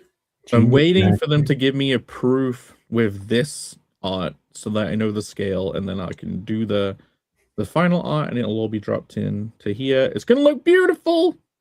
I love it. TC asked the Sandy is coming out in time for 2045. It's coming out in time for Heroes. June this year. This Month year. away. Month. Oh yeah, I- we do have a few months. I mean, it'll be sooner than we think, but there are. I've already paid for this. Oh, Like I've already ordered it. Like all I have to do is send in the art. Kick ass. all right, sweet. Giving So. it some lead time. Yeah, I'm hoping to have stuff ready for Heroes too, but we shall see. It's going to be a mad dash. I want to have an art book. Unfortunately, Fiendish 3, it'll be done but not printed by Heroes. That's what it's looking like. So hopefully people aren't too mad at me if I like do an art book. I need to have something for Heroes, so I'll have the art book. No Fiendish 3 yet, but that'll be in fulfillment. That's my plan. Well, you guys are free to let me know what you think about that. But art book incoming, and the standee, and new books from Phill and Pear. Now we're gonna have a lot of stuff. Yeah. Wait. So Rini, are you doing your week, or is Jake? Sure. I mean, I guess I'm the only one left. I insist. You're left. It is my Okay. turn. Hold It on, is just before you me. go, just can you? How dare share you? My screen really fast, just really fast. How dare you? Okay. What is this? No, fuck you. He pulled up a timer on my show. I should kick you, you bastard. Oh, you should I have. think someone has the off. power to add this. Someone has. No, you don't. I don't have Well, the power for Someone anything. has You the and me, power to Irene. add me back, and then also put. Goodbye. Irene, you only have 4 minutes and 20 seconds. Yeah, like Hurry you're up. running out of time. I am literally gonna kick all of you. I Holy didn't do shit. anything. This is what I have to Yeah, put so up that's with fun. on my own channel. Anyways, so my week has been, of course, drawing pages. Did I don't remember what I showed last week. You showed that ornate paneling with the tape. Oh yes, or ornate. Phill, everything. your guns are gonna have they're named, and they're gonna have their name engraved on the side, and one of them is called contrast, and the other one is called impact. Yeah, I hate you guys. it'd be great. I hate you guys so much. Here's my portfolio. Wait, maybe I should full screen this so people can see. That'll be a good idea, Irene. Okay. Here's my portfolio of fiendish pages and a bunch of other crap. So behold, this book is a lot more work than I was intending, but hopefully big it looks book. good. Wait, let me see. So what are the pages? I just finished some this one I posted on Twitter, but this one is done. Ooh. This is one of the Oh yeah, remember that one? ink pages. Yeah, I think I The showed. backpack, the piggyback ride one. Yes, the piggyback ride one. I think I showed it last week, but not on my channel, so I'm going to show it again. Wait, And I'll there's pull up the version you posted. Oh, sure. Like your hat. Thanks. Yeah, so you can see the You're welcome. You're welcome. She does okay. Irene, I noticed she's not actually being sarcastic, but she sounds sarcastic sometimes. You said you like my hat. Yeah. So And I said- said thanks. What's said- the I know. problem? No, you That said was- thanks. No, that was a real thanks. That was a genuine. Yes! It just sounded very sarcastic. Why do you have a problem with how I say Okay, fucking things? I guess I okay. won't say it anymore. God damn. Holy shit. Okay. Anyways. So the I was posting about this in the tweet that Jake just pulled up, but you can see this is the actual original art page, and there are no panel borders or rune effects, and it's because I add that back in Photoshop afterwards. So I've got this whole process of digital, traditional, and then digital again, and after I ink my pages, I scan them in, then add the panel borders and also the runes and like any special effects on top, and then I hand it off to my colorist. So that's what's going on now. And there's also this page. I'm kind of not inking pages anymore this week because I have a cover to do for I don't know if I can disclose yet, project, but that's what I'm going to be working on. So slight break from inking fiendish pages, but I will be returning to it shortly. Yeah, I haven't announced that yet, Irene. What? Announcing a Don't say collaboration it. that I didn't know about. I also did this. I posted a video of this piece. Ooh. Yeah, yeah, So I saw it. saw and this was fun. I saw I guess a little trend going around on Twitter of artists drawing something with just a pen, like no pencils, using one pen. And in retrospect, it would have been easier to just use a ballpoint pen because I do sketch a lot in ballpoint pen, but I'm like, I'm gonna do it on hard mode. I use a brush pen. So this is something I tried with just pen and no pencils. I did go in with some whiteout to touch it up because I fucking hated some of the lines, but I think it turned out okay. I posted a short of it. I recorded myself. No There's under proof. drawing? No. AI That's awesome. AI can fake Don't those do it. recordings now, by the way. So. Yeah, it's fake. Well, it didn't. AI could fake anything. This whole stream could be AI, pair. No, It's all fake. I bet the AI could like convert the AI image into like a pattern for an auto pen to like draw physically too. Like I bet that's possible. It's gonna take over. I have just made peace with I've reached a level of zen where that stuff doesn't really bother me anymore because it's like it's not gonna stop me from drawing and enjoying what I do. So when I scroll on Twitter, when I pull the one-arm man mystery box to look for new art, a new art will pop up, and I'm like, damn, this looks fucking great. I wonder how they drew this. And then obviously, you look at it for a little bit longer, and you're like, oh, this is like AI, isn't it? Oh, fuck. And then you go to their It's profile and getting it hard says to AI, and tell it's like, no, sometimes. it looks It's so getting hard to cool. tell. Yeah, I mean, it's I take a lot of artist friends I know are really offended at AI, and it's I go on Facebook and it's half of it is people yelling about AI. It's like I understand, but also I both think maybe it's just this is the future and it is what it is, or it's not going to be that big of a deal. So I don't know. Yeah. I don't have the predictive abilities to know, but I actually don't think it's really a problem for people who are competent at their jobs.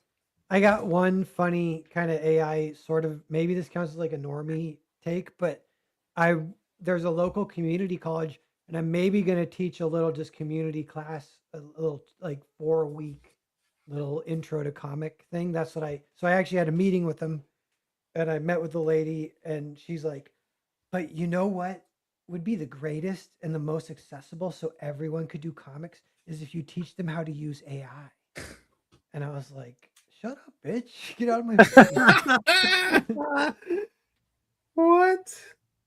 Yeah. Oh, that's Wait, this was a crazy. lady at a university? Yeah, and she's So like, you were- it didn't necessarily come up in our conversation, but she's super woke. You can just kind of tell.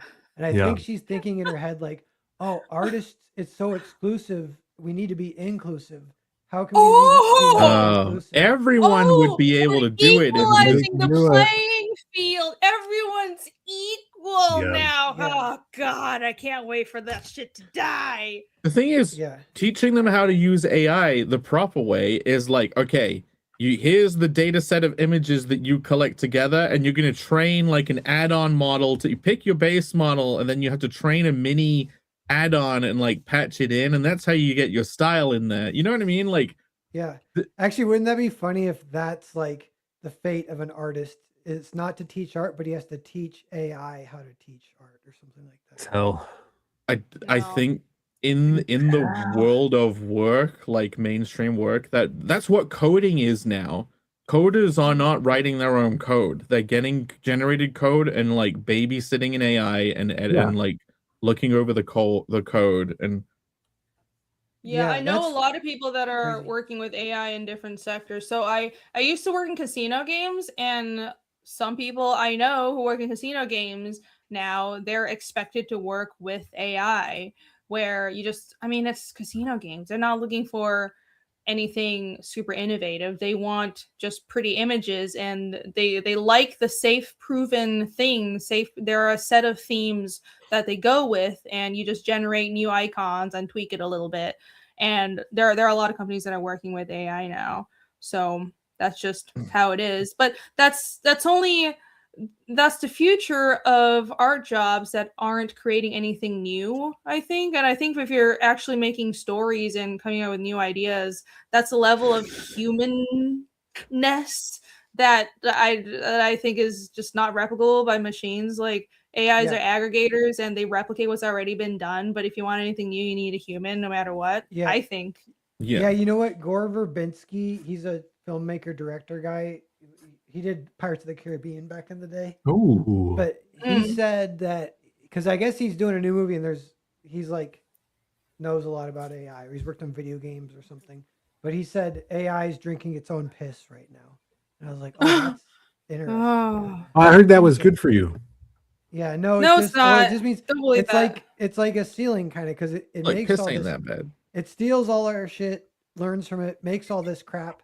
Now the only thing for it to steal to learn from is the crap it made, and so it's like kind of screwed. Oh, interesting. It's creating this inbred AI look that we all hate. Yeah, there is an AI look that the AI has generated itself that we can all recognize. It's like it looks good, but we can kind of tell it's AI. I've been saying this is. Oh, go ahead. The drinking its own piss. There is a factor with the AI art where it slowly gets more yellow and yellow. It grows a yellow tint because it's just feeding off itself. So if you see really yellow AI art, that is AI that has drank its own piss. Oh my god. Well, I had noticed that, but how wonderful. Yeah, I was gonna say part of the reason, not like the reason, but part of the reason I went with traditional pages for Fiendish 3 is because I do think drawing on paper will be worth more in the future because of how easy digital art and AI art will be. Comes The a fact that rarity. someone can, yeah, the fact that someone can provably actually draw on paper, that'll be extra valuable. And I heard someone, I mean, I heard it on Twitter, somebody said their kid said this, so who knows? Definitely totally true, right?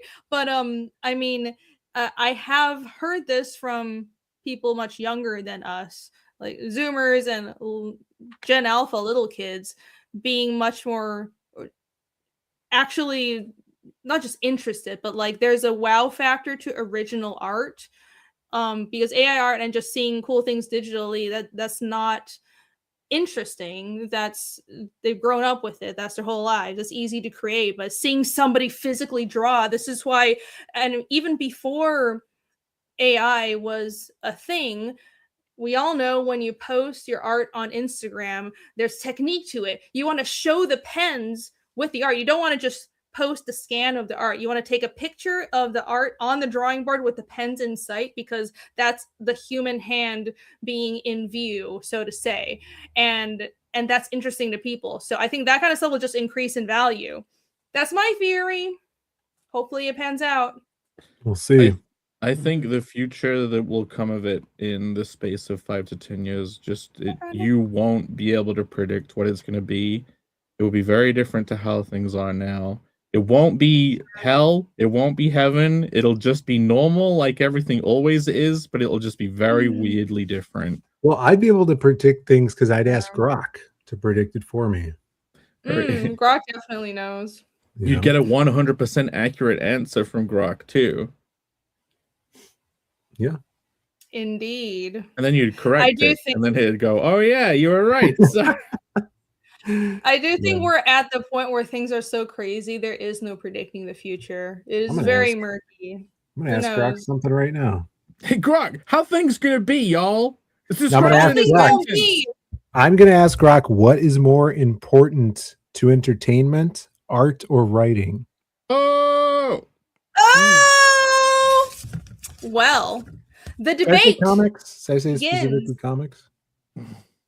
Yeah. Specifically in comics. What can AI more easily replace at this point, too?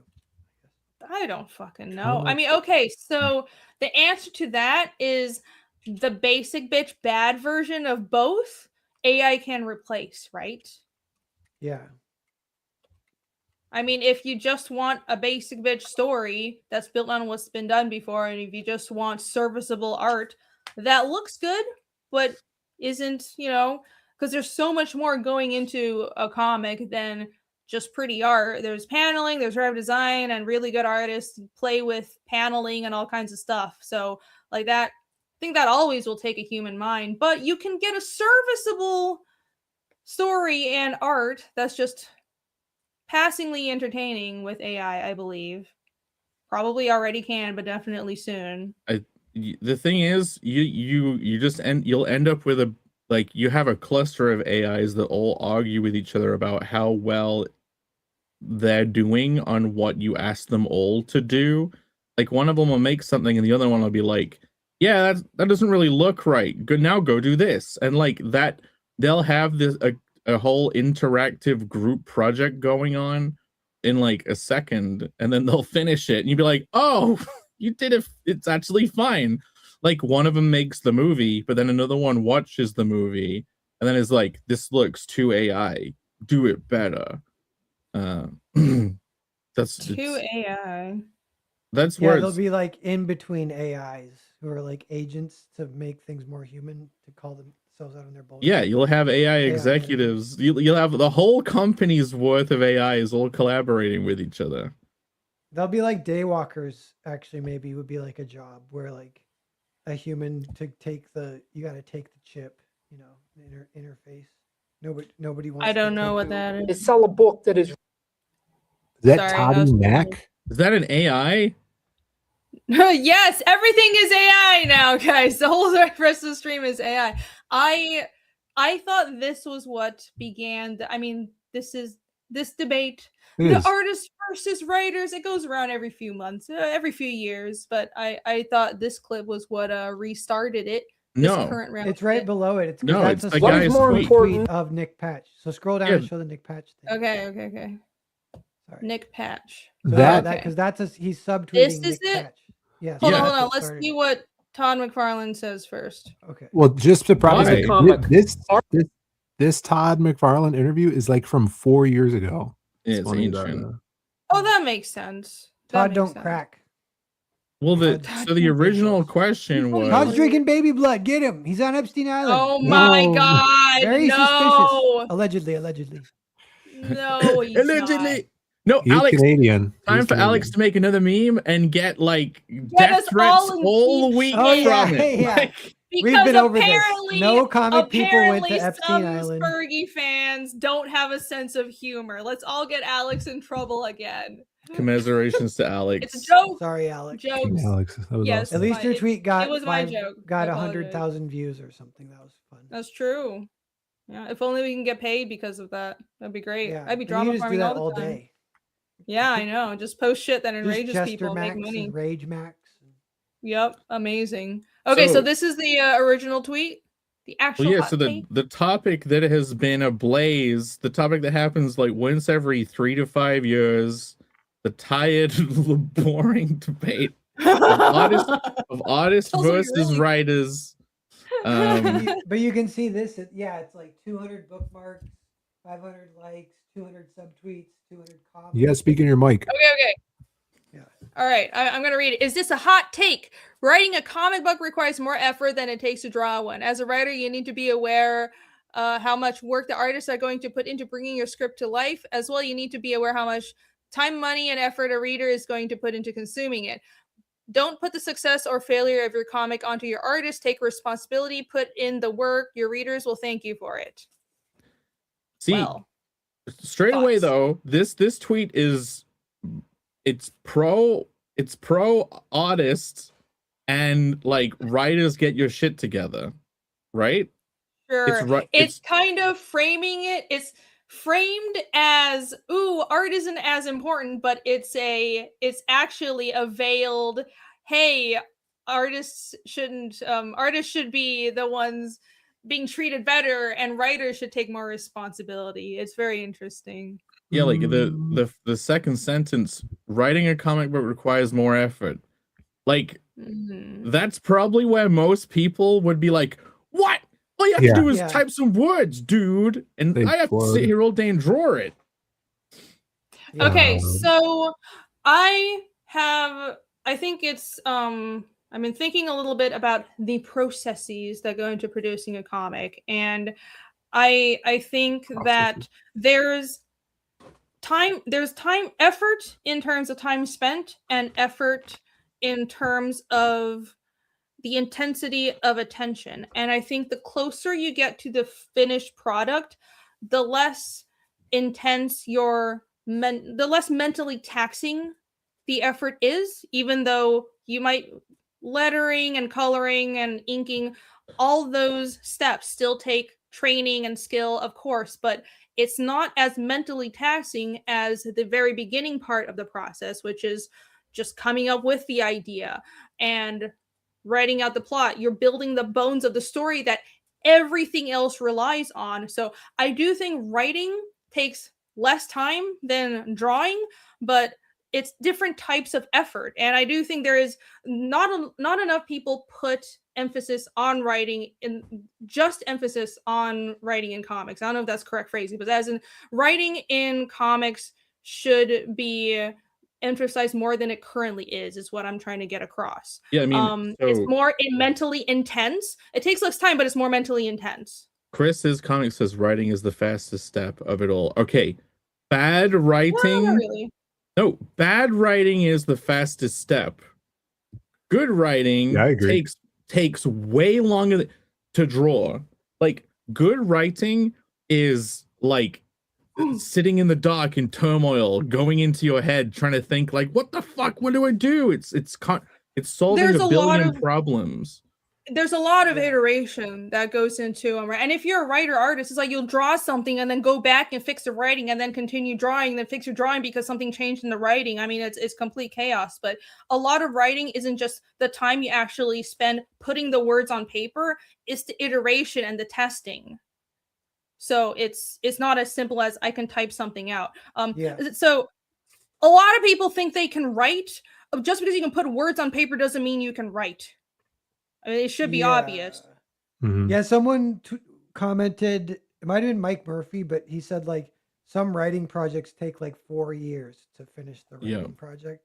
And so they're like, that's a long ass time, you know, comparable to drawing almost. Yeah, and that's all not at a desk, right? Like, yeah.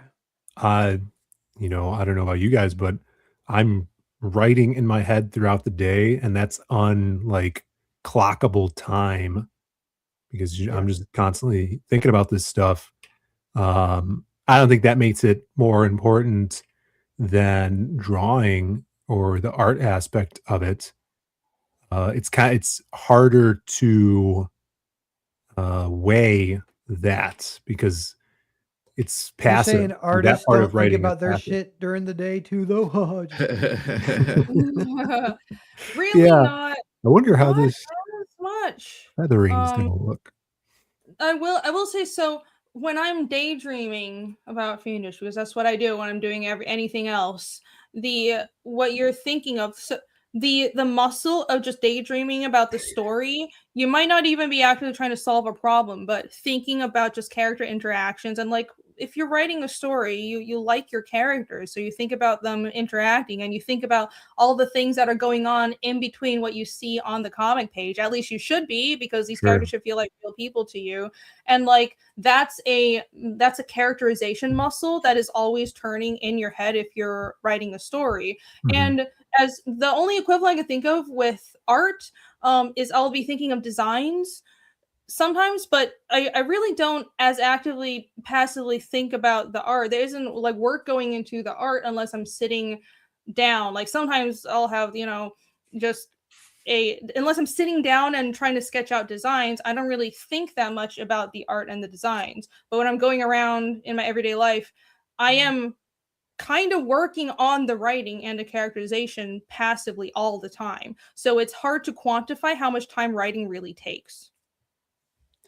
Yeah, I like what Jake said, even though he said it pretty aggressively, but about how writing can be the fastest part of a project, especially if it's done poorly and you're just like, you know, this happens, this happens, this happens, is all action scenes or whatever. If it's like unsubstantial story, which a lot of comics have that. A lot of comics is just, especially Western comics, it's fists to face action that the artist is doing all the heavy lifting. If they're choreographing the fights and stuff like that, that's very unsubstantial and could take no time at all. Like if you're a writer, you could write 5 pages and it could just be 5 sentences each, having the artist do everything. Yeah, I kind of think that's bad writing. For sure. Yeah, like art can, I think probably the way most people might do it in the West, if they're doing that split, it probably does cause the artist to have to do more of the work. Yeah. If they're just writing a sentence, right? And then the artist has to extrapolate what the story is and actually pace out the action and think of what are the beats and think of what are the reveals, what are the page turns. They're doing all the work. And that's what led to the rights issues between Stanley and Jack Kirby, and credit issues between Bob Kane and his artists like Bill Finger, over character creations and who has the rights to these stories. But at the same time, you could say that about art, where the faster a novice artist is going to get pages out could result in a drop in quality. Like bad art could take almost no time. And usually quality art takes more time. Quality writing takes more time, you know? Yeah, true. Hold on, let me try to find damn it, I lost the comment. Talking about that one sentence writing, Mhm. like, it's funny how the flip in manga is like completely the other way. We've talked about it before. Like, the writer in manga is usually expected to do the panel layouts. Like, that is writing, even though we would consider it drawing. Like, in the West, that's part of the artist's job more commonly. Think of the layouts. But like in Japan, in manga, the writer is at least doing primitive layouts to pace things out. Well, like that's a big, I don't know, not so great kept secret in Western comics is some of the best writers do layouts for either for their artists, or some, like Alan Moore, don't even show the artists his layouts, but he's still doing them. Supposedly that sounds laid out. frustrating. Oh, that's cool. Laid out That all sounds of very Watchmen. I remember Dave Gibbons talking about a meeting, going to Alan Moore's place while they were doing Watchmen, or maybe after it, and him seeing page layouts of Watchmen on his pinned up to his walls, and he's like, "Alan, why haven't you showed me any of these?" It's like, Oh my they're god, just for me, you know. that sounds exactly like what something you would do. But that makes sense though, because sometimes when you're working with a comic writer who does, especially someone who's newer to writing for comics, it's frustrating if you can tell they're not thinking visually, they're not taking into account, well, would this much text really fit on a page, or should I really have this entire page be 11 panels of talking heads? And they're not thinking visually. So I think it's very useful for writers. You don't need to know how to draw, but to test what you're telling the artist to do in just like chicken scratch layouts. I kind of wish Western comic writers did it more, but who knows? I think it makes for better comics, a better final product. Yeah. Seems like Andrew Wyatt is saying writing and storytelling aren't the same thing, and doing the story justice takes a long time if you're doing it thoroughly properly. Right. So the also, like, not to throw a giant wrench into this, but the whole just writing and doing art, that is not a clear divide, because speaking of manga, so a lot of manga series have very, very involved editors, and some writers also, because a lot of manga series are created by one single writer artist, but some of them I've heard work with plotters that are basically not credited, or it's just an editor who's really good at plot, but they're very involved. They have somebody helping them build the bones of the story, and then the artist just starts with like the layouts and builds everything off from that, but they're working with somebody for the plot. So there's even writing can be broken down into multiple steps. There's the premise of the story, then there's the plot, and then there's the actual writing, which is the character interactions, all the minutia. Then you have the layout stage, and then it's pencils and inks and all the finishing pretty parts that actually sell the book. I mean, obviously, I've seen a lot of people pointing out that the art makes the sale and the writing keeps the reader. So both are important, but the actual divide isn't as clear as a lot of people are making it out to be. Yeah, I mentioned this too on Bancrofts. We talked a little bit about this earlier, how there's kind of like two conversations going on where it's artist versus writer, which is one, who carries the biggest burden or load during the creative process. And then the second conversation, which I find more interesting, is what's better in comics, great art or great writing? What is going to make a great comic? If, the actual work, the story, the writing of the story, or the art on the page. Can you have a great comic with just great art and a bad story? Which Todd's right, he could sell that and it'll sell for however long the run is going. Maybe, no, sales I mean, are going to dip. the or good great the writing. good art is great at selling in issue 1. Right. The good art is not good at selling in issue 50. Mhm. Good writing sells you issue 50. Yeah, and that's I agree on that. You know something, Mike? I think I like bad art.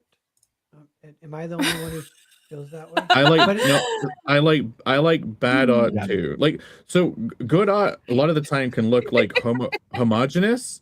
Like okay, I'll take you know who's that guy that does those painted covers that look beautiful? Alex Ross. Alex Ross. Every single fucking Alex Ross cover looks the same. I don't want an Alex Ross cover. Alex Ross comes to me and says, Jake, I love Conan the Barbarian. I want to do an Alex Ross Conan the Not what Barbarian. he sounds I say, like. you get out of here, Alex Ross. I don't want that fucking cover. You Don't get talk out of here. about my friend Alex How Ross. Yeah. dare Right? you? His But yeah, Sorry, personal I'm Alex Ross. friend. I'm With- just trying to be a dick. the Alex stipulation welcomed me is into his you have house. to. Okay.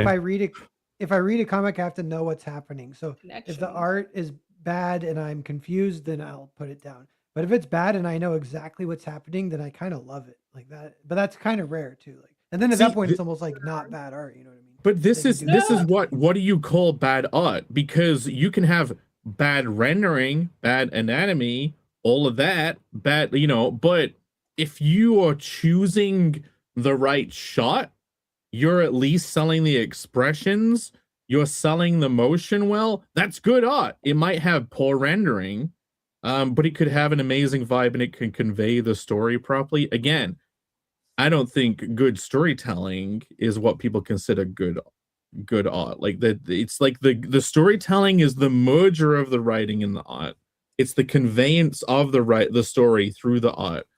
You can have good storytelling with bad art. Yeah. I would agree with that. And we were talking about this a while ago on Twitter with like I think in relation to Vatican City. And the thing with comic art is it's not so much about how it looks. It's not editorial art. It's not the same as illustration.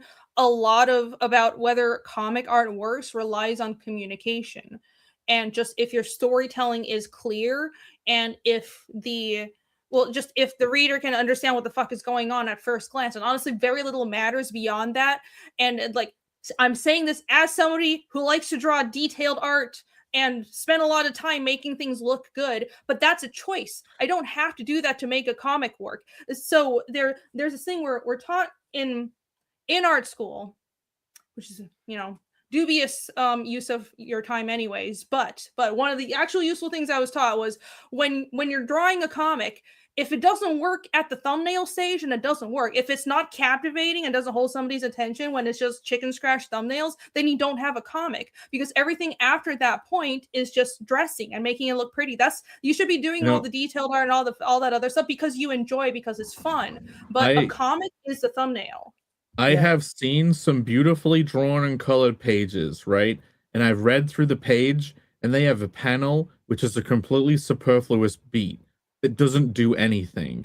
And I want to rip that page out and throw the fucking book across the room because I instantly feel disrespected as a reader. Like it's instantly trash because of that. And that's the pretty art. But fuck you. That wasn't an insult to Narwhal at all. I was saying his art was good because the storytelling is good, and I like his style. Other people have said that they had problems getting used to it, and I was arguing in favor of his art. Mm-hmm. Yeah, you know, Jared, my frequent collaborator, he'll send me. He doesn't write scripts. He just does a layout version of the comic that's all scribbles. And he'll send me that sometimes, and I'll be a little unofficial editor for him, kind of. And I always really enjoy when he sends me those, and I just read them, and I'm almost like, you should just publish this. Like, I love the scribbles, and I got the story completely. But it kind of makes sense you would want to finish the art, I guess. So there are probably a bunch of like webtoons and web comics and like manga that's posted online that are like that, not great level art, but because of the storytelling, even in that basic form, it's so compelling that they have thousands of readers. Like if he could just do the comics to that level on like a daily bit, because you can draw them super quick and sometimes you can get in the zone. If you could do that like weekly, I bet you could eventually grow a more successful IP doing that than like running away to a cave for 4 years and drawing a pretty page and then people read it and it's like, oh, nothing happened. Like, oh, this looked cool. Nothing happened. Like when you're reading through those basic thumbnails, you're like, all you're getting is happening. Right. And then at the bottom line for me is, what are we doing? Telling stories. Sorry, TC's pissed off. I don't know anything about Homestuck. I just know the art is like. Well, no, this is potentially the biggest webcomic. This is probably the biggest webcomic of all time. I don't know anything about the story, but it's a huge webcomic. The art is not this detailed, amazing thing, but it works and it proves our point. It's longer than the Odyssey. It's a cultural phenomenon.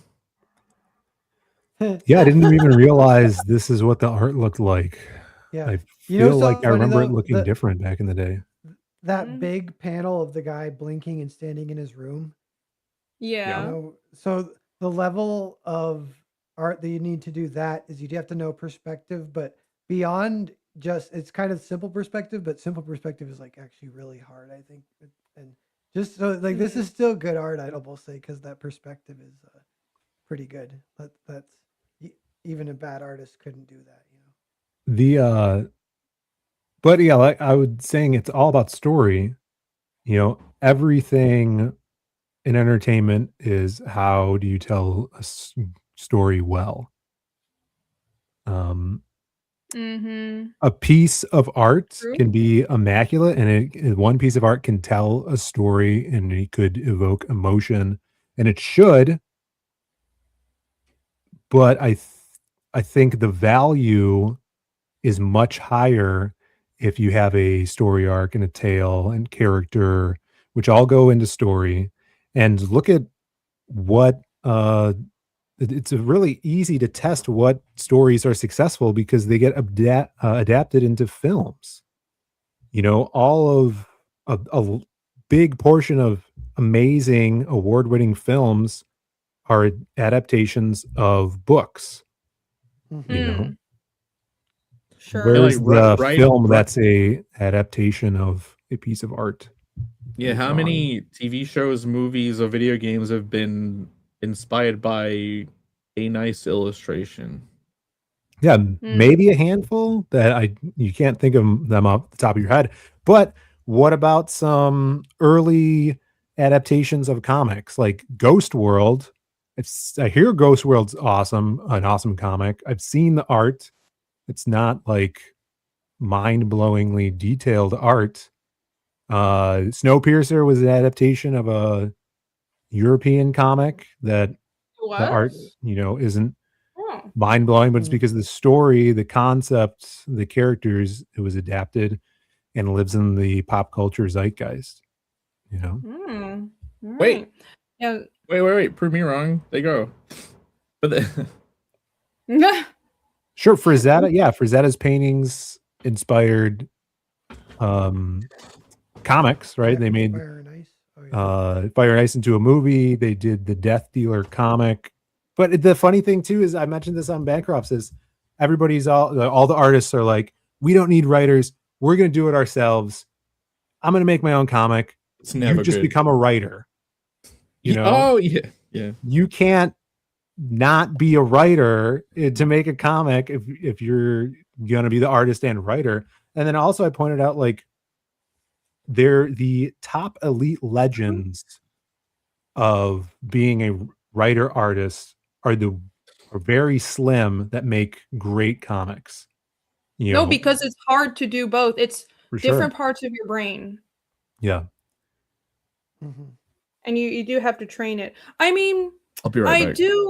I do wish it's like it's not that I don't want to always make the manga does everything better comparison, because it's not true, but I'm a bigger fan of manga. So I like the more the division of labor, where if someone is writing a story or has an idea, well, this happens in comics too, so that's not fair. I have seen people, artists who have a great idea, but they're aware that they're not so good at the plot and the minutia and the actual writing part of the process. They're a great artist, they have a great concept, but they hire a writer to do that in between step. And I wish more people did that.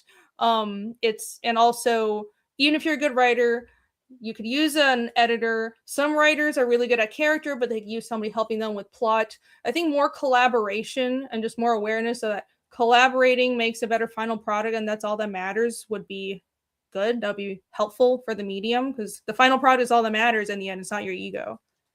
Oh, for sure. And I said, I don't know if it was this streamer, Michael's, but this is a industry filled with ego and entitlement. And if an artist could cut out the writer to make more money, they're going to do it themselves.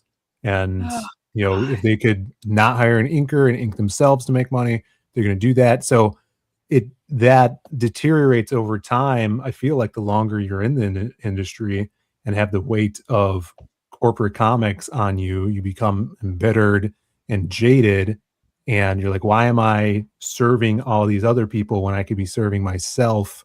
And that could deteriorate and make for a poor quality comic, maybe more money for you, but stuff, it has it could be forgotten because of that. I love comics because of the collaboration, because I'm working with so many other people, and we could create this awesome story together. There's so many, like, endless amount of examples you could look at for great comics that were made as a collaborative effort between a writer and an artist and an art team. And there's less great comics that you could point at that were made by one person. Yeah. But it makes it even cooler when it is, Yeah, they're both cool. But collaboration is super beautiful. And one of the fun things about collaboration is the like acts of God that bring people together. Like how do certain collaborators even meet, And yeah, that's like true. Like it's they'll hard live like in the same building or something, like that. I romanticize like the old stories from like New York. Like they're both in New York City and blah blah blah. And then you're like, oh, that's so nowadays it's like, yeah, we were just, I saw him on Twitter and he said yeah. It's probably everything. It's ruined the romance. The internet has kind of replaced the whole, we're all in one location, and the whole idea of the Marvel bullpen or whatever. Because in Japan, you still have everybody who draws mangas in Tokyo, and we don't have that anymore. But it's kind of the internet, but then there's a bunch of problems with that as well. Writer artists are rare. John Byrne, Mignola. Yep, exactly. Like actually, Phill and Oliver could be a legendary collaboration.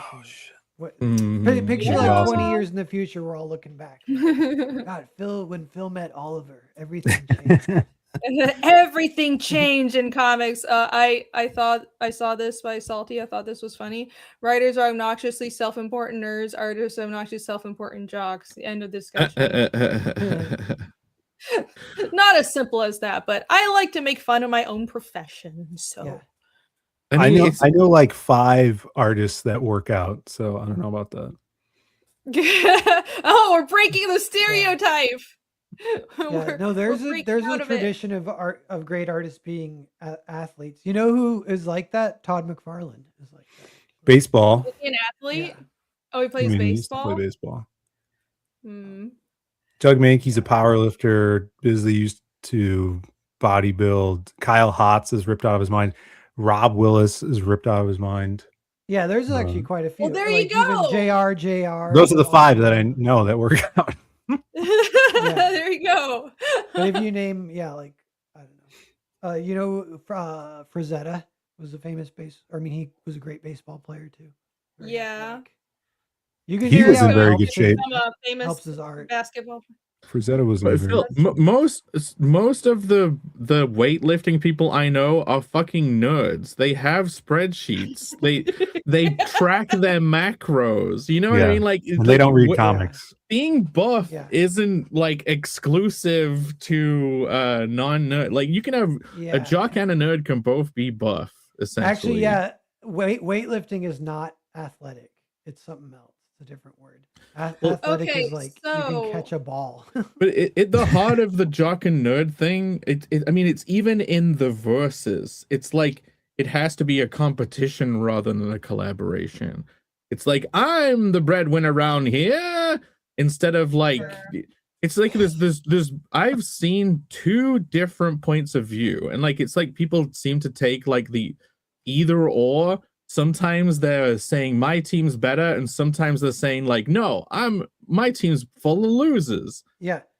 Um, What about this? Let me ask you this, Jake and Rini, and then Phil too. But Phil is because us three are like do art and writing. Phil mostly does just writing, but he actually can draw, and he will debut his new comic soon. He's taking over for Oliver in Coming issue soon, 3 guys. of. He Man of said, Those "Oh Strings." no!" Yeah, He's drawing the side but book. picture that you have like a Dr. Jekyll, Mr. Hyde, like a split personality, and it's your artist and your writer in your brain. And how do they get along, and which one do you side with? You know what I mean? If you had to choose. Mine work together really It's well, hard. but they're both fucking lazy. Yeah. This is a hard. This is a I hard. thought you were gonna ask question. who would you rather be if you only had to be one half of yourself. Yeah. You could Or- almost frame it that way too. I don't know. But I reject 'cause the question. I am a Yeah. multi-dimensional human being. I side a little bit more with the writer if I have to choose. But you know, Why? obviously How it's great. It's so? great, and you do both. But I was The thinking, you know, writer- one way is Nerdery.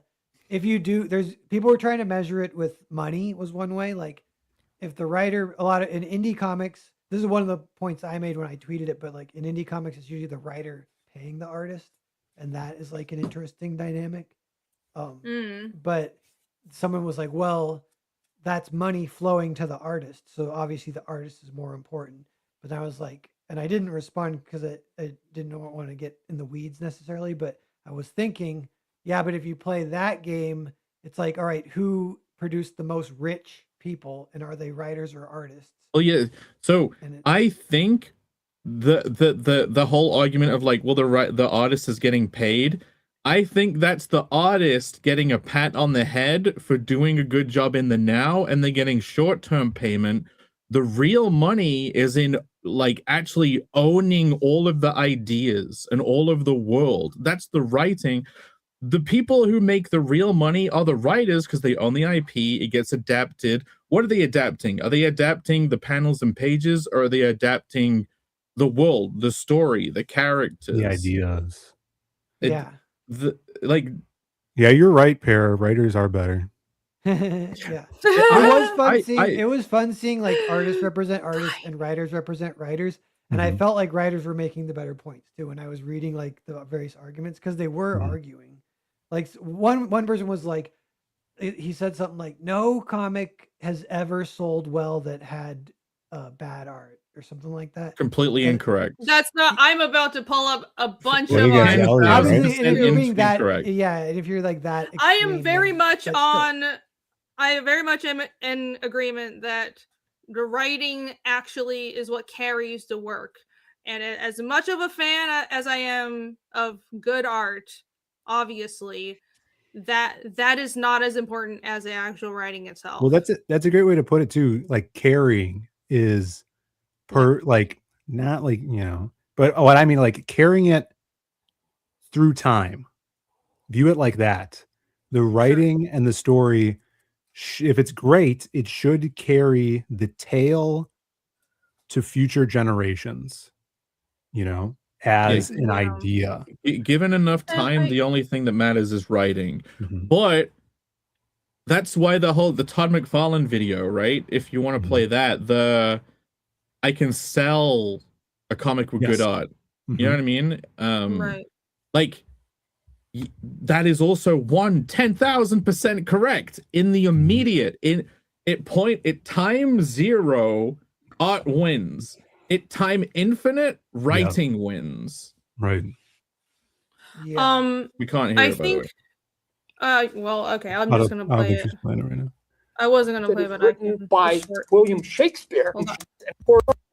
What is more important in the comic, Hey, art guys. or story? Here's my complete and utter bias, and I'm going to my grave with this answer. I can sell a book that is drawn by Michelangelo and written by my dog. I can sell that book. But what I can't do is sell a book that is written by Whoops. Good by me job. right now. Shakespeare and drawn by my mom. What is more important? Yes, you can. Let me introduce you to some shit art that. Well, I shouldn't say shit. We should art. make a comic series called William Shakespeare, and it's shit art, but it's retelling of Shakespeare but with He shit art. smears shit on his dick. Let me Shit. go back No, on the he million doesn't at images that all, I Jake. saved. Okay, I have to unshare this because StreamYards is difficult. Fucking hell.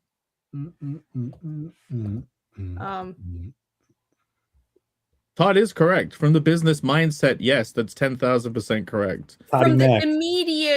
immediate reward, short-term business mindset, yes. Mindset, yes. But I have to sell you know, something right now. It looks amazing. Well, a lot of people have brought up one as an example, which is this art. But I'm going to give you a counter example. Juan. I have counter examples as well. On Juan Punchman. This is the original art of the One Punch Man series. This was what the art actually looked like, and it garnered a fan base with this art because the writing was good and it was fucking funny. I will say being comedy probably helped the art being more basic, but it had a fan base with the art looking like this. And the actual published tankobons now don't look like this because this is the current art. This is the art that was redrawn. The art by One, who's the writer, looked like this, but then the publisher hired Murata, who's a really, really good mangaka, to basically redraw it. So now it looks like this. But originally it looked like this. This is what the manga looked like. And it had a huge fan base, and now it's an anime, and it's all because the writing was good. So here's a comparison. So if I add on to that, it's funny and ironic because One Punch Man had bad art with serviceable story, so much so that it built a fan base. And then when it got popular and he got money, the company or he hired a better artist, right? Right? Yes. All right. Todd McFarlane in the 90s came out with Spawn, and it did well. Coming off of the big Spider-Man book at Marvel. Spawn did a bunch of money, sold a bunch. And then he went and hired better writers to write Spawn, which then injected more popularity into his books. Neil Gaiman, Dave Sim, and there's another guy he hired, Alan Moore. He brought those writers in to inject sales and quality story into his series, which someone mentioned earlier in the chat. Interesting. Okay. TC says the fact that I redrew it takes the win out of your argument. Well, my argument is I kind of wanted to make that argument that TC is making. Go on. Sorry for interrupting. Well, also, my argument was that it was popular before they hired Murata to redraw it.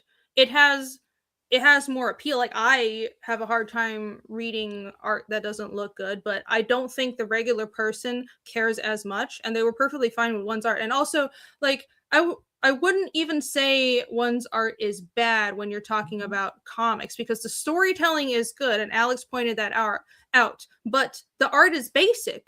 It's not the rendering. What passed. This would never pass if you're trying to work for Marvel or in American comics. They would say you're not an artist, you can't publish a comic. But lo and behold, one managed to make it work because the storytelling was good. So where's the differentiation there?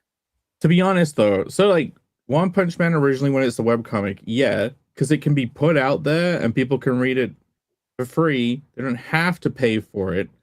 Like I do think people are unwilling to pay for bad art, but they do want to read a story that has bad art. You know what I mean? Sure, that's a good point. Yeah. So like the reason why One Punch Man actually becomes a full success is because of artwork like this. The melding. When it when it becomes this is when it becomes global phenomenon. Yeah. But like the power of the writing, it's not that they just they just picked Marauder. For the way I know it, Marauder was a fan of the shitty webcomic drawing version and then was so compelled that he wanted to draw it.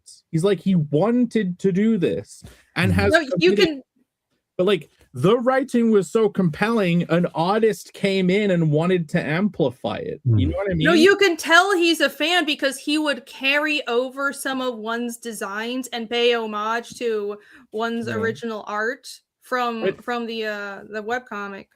The flip side example, though, the actual example of the principle you're trying to get across is one's other work, Mob Psycho. Mob Psycho is superior to One Punch Man. This series better written. It is better than this. But this is going to get more sales because it has beautiful art. The storytelling in this is like, look at the art. So this is not redrawn. This is the same artist when he's really trying. He has improved.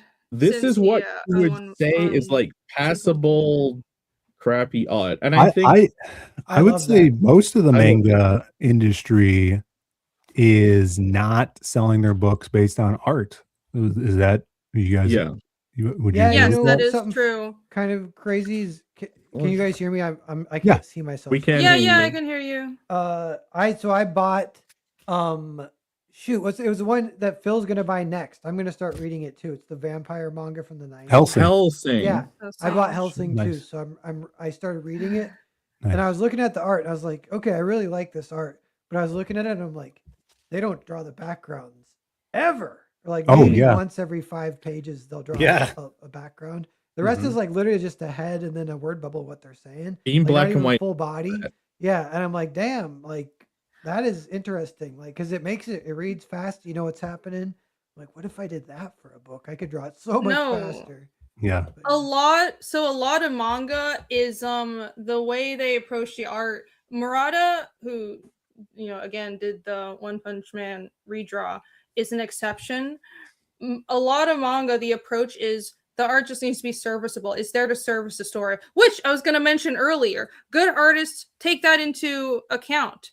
When you're doing character designs and designing environments, it should all be supporting the writing. So the way to be irreplaceable as an artist is to support the writing and do designs that actually elevate the story further, just like a good colorist does.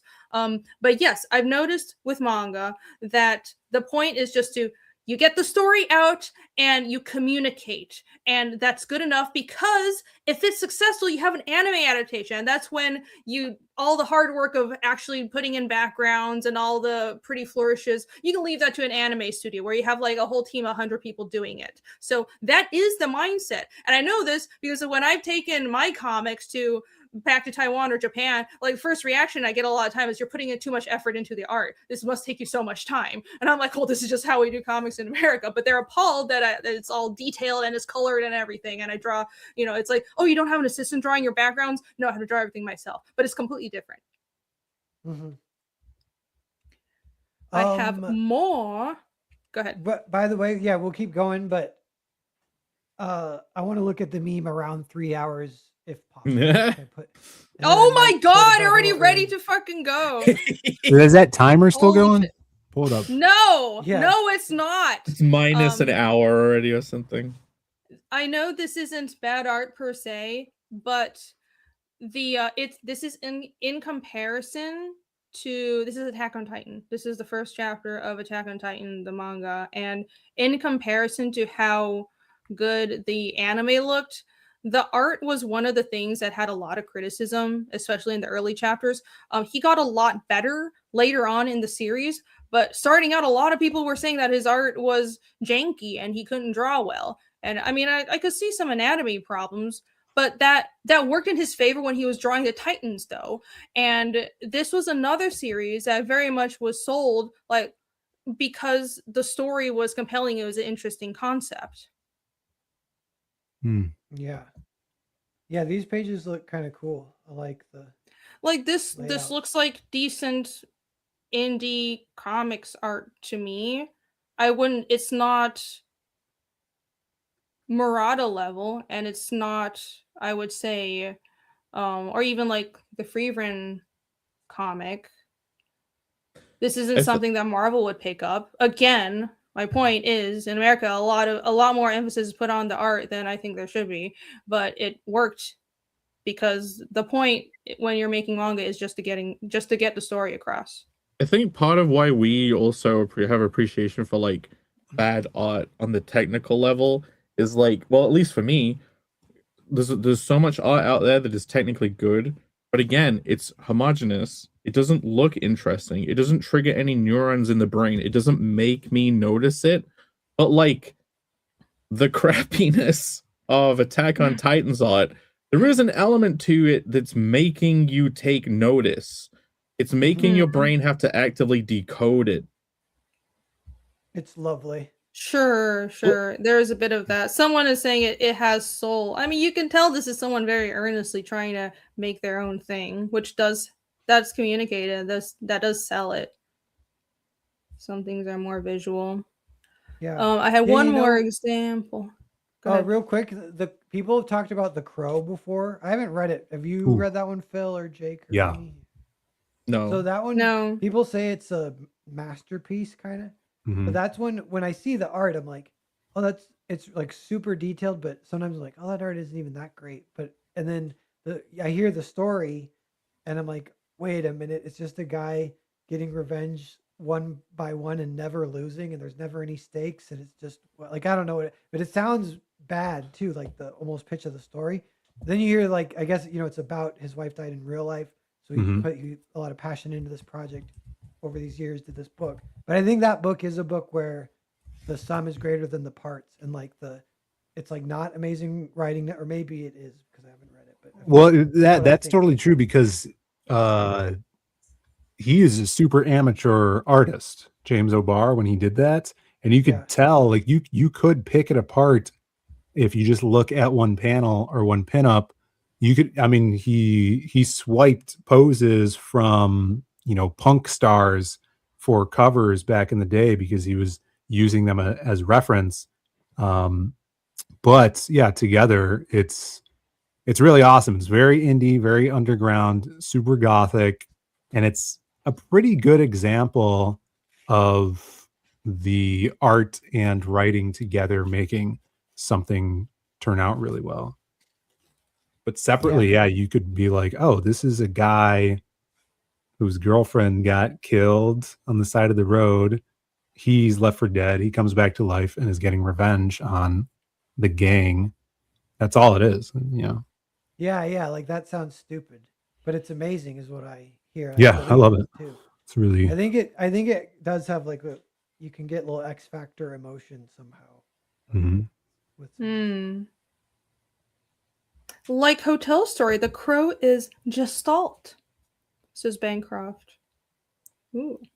Yes. Just saying how everything's working together. Yeah. I need to read The Crow because apparently it is a classic, and I have not read it. I know this is a ton of manga, but hey, did you guys know I'm a manga person? I am the resident only reads manga guy, girl. Is this Blame? Void. This is Blame. Yeah, I'm a Foid. I'm the manga Foid, everybody. I call it Blam. I call it Blam because I'm manga maxing. Oh, really, Phill? apparently the intended pronunciation is blame, but it's fucking spelled with an E. I've been saying blame since I was 16. I'm not changing it. It's too late. So this is drawn by one of your, I'm assuming, Me? favorite creators, Tsutomu Nihei. Not you, Pear. I was Oh, talking to Pear. Favorite manga creators, because he also did Tower Dungeon. yeah, I love And Tsutomu you Nihei. That's not his name, but anyways, his style has changed It's on a my lot. knee. He which is, and it's interesting, he's doing this whole dungeon fantasy thing because he is known for doing sci-fi. Like half of the stuff he's done, like Biomega, whatever, Knights of Sidonia, it's all sci-fi. And this was like, I think this was his first, well, at least his first major thing. And I picked this up on a whim in a manga store when I was like 15, and it was just mind-blowing, and it made me embrace drawing backgrounds because it's not that he can't draw. He's an architect by training, and you can tell. But his faces, and this was another thing that when Blame first came out, everyone was pointing out those faces don't look like humans. But nobody gave a shit because the monsters are cool, the storytelling's really good, and the concept was really innovative. It was its own thing. It's set like billions of years in the future on this like mega Earth that's just a whole city covering it. It's a really cool concept. But the mild jankiness kind of added to the flavor. I think it made it feel more authentic. And even though he's polished his work since now, if you look at Tower Dungeon, which is still really good, he's actually a good storyteller and writer. And even Biomega looks more polished. I love Blame because of how raw and original it is.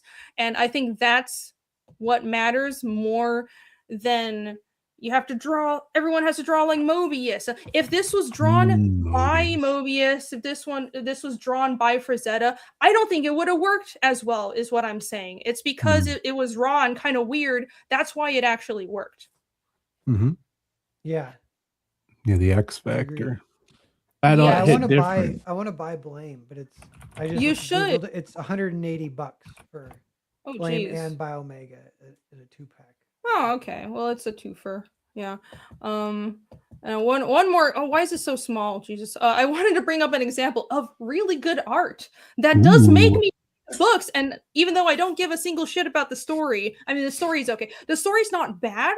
This is a Siegfried by Alex Alice, and it's a adaptation of, I'm gonna butcher the pronunciation, but it's a Nibelungenlied or something. It's like the German Beowulf, and so it's an adaptation of a classic mythological story. So it's but the storytelling is good. It's an adaptation of a very well-known story, but I'm not actually reading this for the story. And I would say European comics have managed to reach the point where I will buy books just for the art. I don't know about like 50 volumes of this, but I don't think anything goes for, well, things do go for that long in European comics, but I will buy, I don't know, 8-10 volumes of this just because the art is that good. But you have to be peak at making art to actually sell something on the art alone. But this is an example that at least works for me. I mean, look at this. This is fucking amazing. Yeah. Yeah. Yeah, it's really good. Yeah, I love the art. Sorry, I'm being a dick. I just like it. You know, it looks have wonderful. One of the volumes of Siegfried, and I've never read it because I started reading it once and it didn't grip me, and I need to give it another chance. Yeah, I was always more of a fan of Roy. Hey, the tiger that ate him. The video game. Oh yeah, the tiger was cool too. The trailer. Oh, I need to find the Siegfried trailer. Meme in 9 minutes. Okay. All right, pull up my meme and counting. Irene, you're free to leave whenever you want. I don't want to leave before the meme. I gotta be here. Okay. Irene, you know those line emojis that got adapted into an anime? What were they called? Because I can't find them. I've been trying to do a big gotcha, but I can't find them. Line emojis? Line the chat app in. Yeah, I know, but I don't know which one got adapted into an anime. With the bear? No. I don't know. Okay. Is the answer. There you go. Oh. A little bit of James O'Barr here. classic Yeah. indie underground black and Nice. white comic, and it's so rough at times that you could tell he's referencing other art because his art looks like it's done by someone else. Like this looks pretty different than a lot of the stuff in here. This is a picture of Iggy Pop, Oh, which I see what Matt, you're saying. yeah, this is a referenced photograph, which Matt in the Mm. chat was saying that's why they put him in one of the films. And then this is like his sequential stuff. So this looks like crazy novice indie, I would say. Would you Yeah. agree? The Mm. perspective is kind of off in every panel. Squishy head. I mean, it has that mustache. same appeal as Sin City, though, where it's almost intentionally not trying to be too polished. It's just pure grit, and that really works. Yeah, it kind of works. Pretty design-wise, good the cartoon. black and white Cartoony head. is really nice. Yeah, it reminds me of Sin City. This actually, I would say this is good art. So it reminds me of Johnny the Homicidal Maniac. You guys ever see that? No. Mm-mm. Yonan Vasquez, the creator of Invader Zim, he did a comic strip, and it's also black and white. It's very gothy and punky. But look at this, and then it changes to like this pencil. This is a flashback, so his flashbacks are in like sometimes painted, sometimes just pencil Cool. graphite sketches. Mhm. That's a little horse. Oh, that reminds me of the Ghost Stories books. Remember those, like, you guys see those the Scary Stories books Scary that stories. scarred a yeah. lot of people? Scary Doesn't it stories look to tell like in the that? dark. Yeah, the illustrations. Yeah. Good childhood entertainment. And then this looks like a high schooler's city, right? I would think. Yeah, there's so much. So that's one thing that I've noticed. Is sometimes art that's just polished doesn't work. Because it doesn't evoke any feeling. And I've had to go through periods where I had to go back and just add grit and looseness to what I'm drawing, because that's what people actually care about. Like what matters in just any art, but especially in comics, isn't art being perfect. It's the characterization. Yeah, no, Yeah, I no, I think totally this is agree. That great. I'd like that, and a lot of the point that becomes the X factor for a lot of comics, you know. And it's comic book, so having something pristine it can take away from it. Once Yeah. you get like 2, 3, 4, 5 pages in, then it kind of puts its spell on you too. Then you're kind of seeing the world through that. Oh yeah, for sure. Style. There's a trick that gets missed with just going black and white too. They can immediately communicate. Color can Yeah. Pat, there was a reaction you had to this on Twitter, which was where you were saying it's usually the writer like working a second job to pay for an artist to draw their stuff, and that you don't usually see it the other way, and it would be cool if someone did. Like, it is genuinely my goal. I would rather hire another writer to write me a carnal thing than hire an artist, because like I can draw it and it's fine, and to be honest, it's better if the stuff all looks the same. But it's like getting new ideas from someone, getting new story structures, like getting a bit of a different take, a reaction to the characters in the world. That's valuable. Like I want to put out enough books where a good writer could read them and go like, oh, I want to do something with this. Like I want to do that. Like I tried doing the flip side. Carnal is kind of like that, which is cool. Like I would love to have people write little carnal things, but I have to make enough. I tried hiring an artist. Here's a bit of a reveal. I have a book. The next book was I've been saying there's a guest artist. There's going to be a guest artist. I tried getting a guest artist. I paid them. I paid them fully. The art, they drew the whole thing. It was not good enough, and I'm actually redrawing it all myself. Like it's I think It happens though. Finding good collaborators is very, very hard. You just have to be on the exact same wavelength. I'm sorry No, my I art wouldn't- didn't live up to your standards. I know, Jake. Phil. Look, all that money, you can keep the money. You know, like, it's yours. But yeah, I would love to do the I opposite. thought Phil's art was super charming. It probably would be though. It probably would be. I wish. It would have grit. It would have grit. I found the Siegfried trailer. Shall You know, we? Shall we regale in it? Sure. There's one thing I did want to do where like you do a story and the characters go into a different universe and it's drawn different. And like I was gonna draw out the layouts and then get my mom to redraw what I drew. So it's like literally that example of like you can't sell a thing drawn by so and so's mom. Yeah. I'm like, no, I actually did want to do that. I thought it'd be cool. That would be cool. I think that's actually completely untrue. Yeah, if something is written well enough, you can sell it if you just hire your mom. Comics Legend don't says pay her. consider them rough layouts. So the funny thing is, I laid out the whole book and then I gave it to an artist thinking this will be a great springboard. Like here's a lot of energy. You could like take this to somewhere else crazy. Some of the pages were actually not as good as the layout. Yeah, you just need to have the same vision. Here, you should read the quote. Cool. Mm. I should read it too. It looks that was cool. That looked really cool. Okay, here's the. I already know what happens. Oh shit, that's right. Oh no. Is there any sound? Probably not. Oh, we hear it. There's no sound. I hear it. There is. It's quiet. Really? It's Yeah. building. Okay. It's a crescendo. TC, I told you that I described those emojis. This isn't really much of a trailer. I have to read. This is like my trailer where it's Oh the my fucking god! narration be for patient. 2 In the minutes. forest of. Smile fucker wants to hire your mom. That sounds like it What? could be an insult. I did. Yes. Thanks. We got to do the meme in 40 I'm seconds. sorry. No, Put we're the timer watching up. the fucking trailer. Put the timer up here. It's not happening. Play the cat video.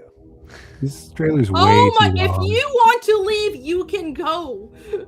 Don't leave, Per. Don't leave me. Oh, that's cool. Wow. Oh no, he Oh, came back. sorry. I thought you were talking to me. What is this for? Is this for an anime? What is happening? I don't care. Like times 5,000 now. You boring. fucking goldfish attention span. Where is I gonna swipe up for the next video? brained. Where's Oh, my this is what Fortnite? Where's Fortnite? happens. This is what happens when you're raised by The Simpsons and other short attention span media. Just short attention span media. 20-minute episodes of us. Actual Wagner, show. like Wagner who did Flight of the Valkyrie. Oh, that was kind of cool. The whole thing is cool. It's a Okay, void, you guys. It's a void. Jesus Christ. This is void content. Ooh. Yeah, this is really for the voids. Anything that isn't immediately bloody and punching people is void content, according to Phill. I'm kicking everybody. Tarzan? He's just. You know, I can't hear anything from the video. I don't know why. Really? What? It's just like some But I don't want to interrupt It's just it. some violin. Now there's classic music from frickin' Werner Herzog movie. Or maybe the Okay, Werner same Herzog. classical music. I do realize that I'm a lot more compelled by just gorgeous looking art than a lot of other people. Like that can hold my attention much more than probably someone who's Oh, look, he's growing more up. focused on writing. Is this Mulan? Here we go. Didn't do it. I am going to talk shit through every single thing that No. you play. You can't even next time hear it. show What's the is posted difference? on your channel? We're doing you a favor. We're talking. How over does the that phone. make it better? We're filling the We're giving void. you Oh, a yes. commentary. Thank you for being obnoxious. Look at Sky. That Sky's AI. Though. Anyways. No, it's not. Oh, look at that guy.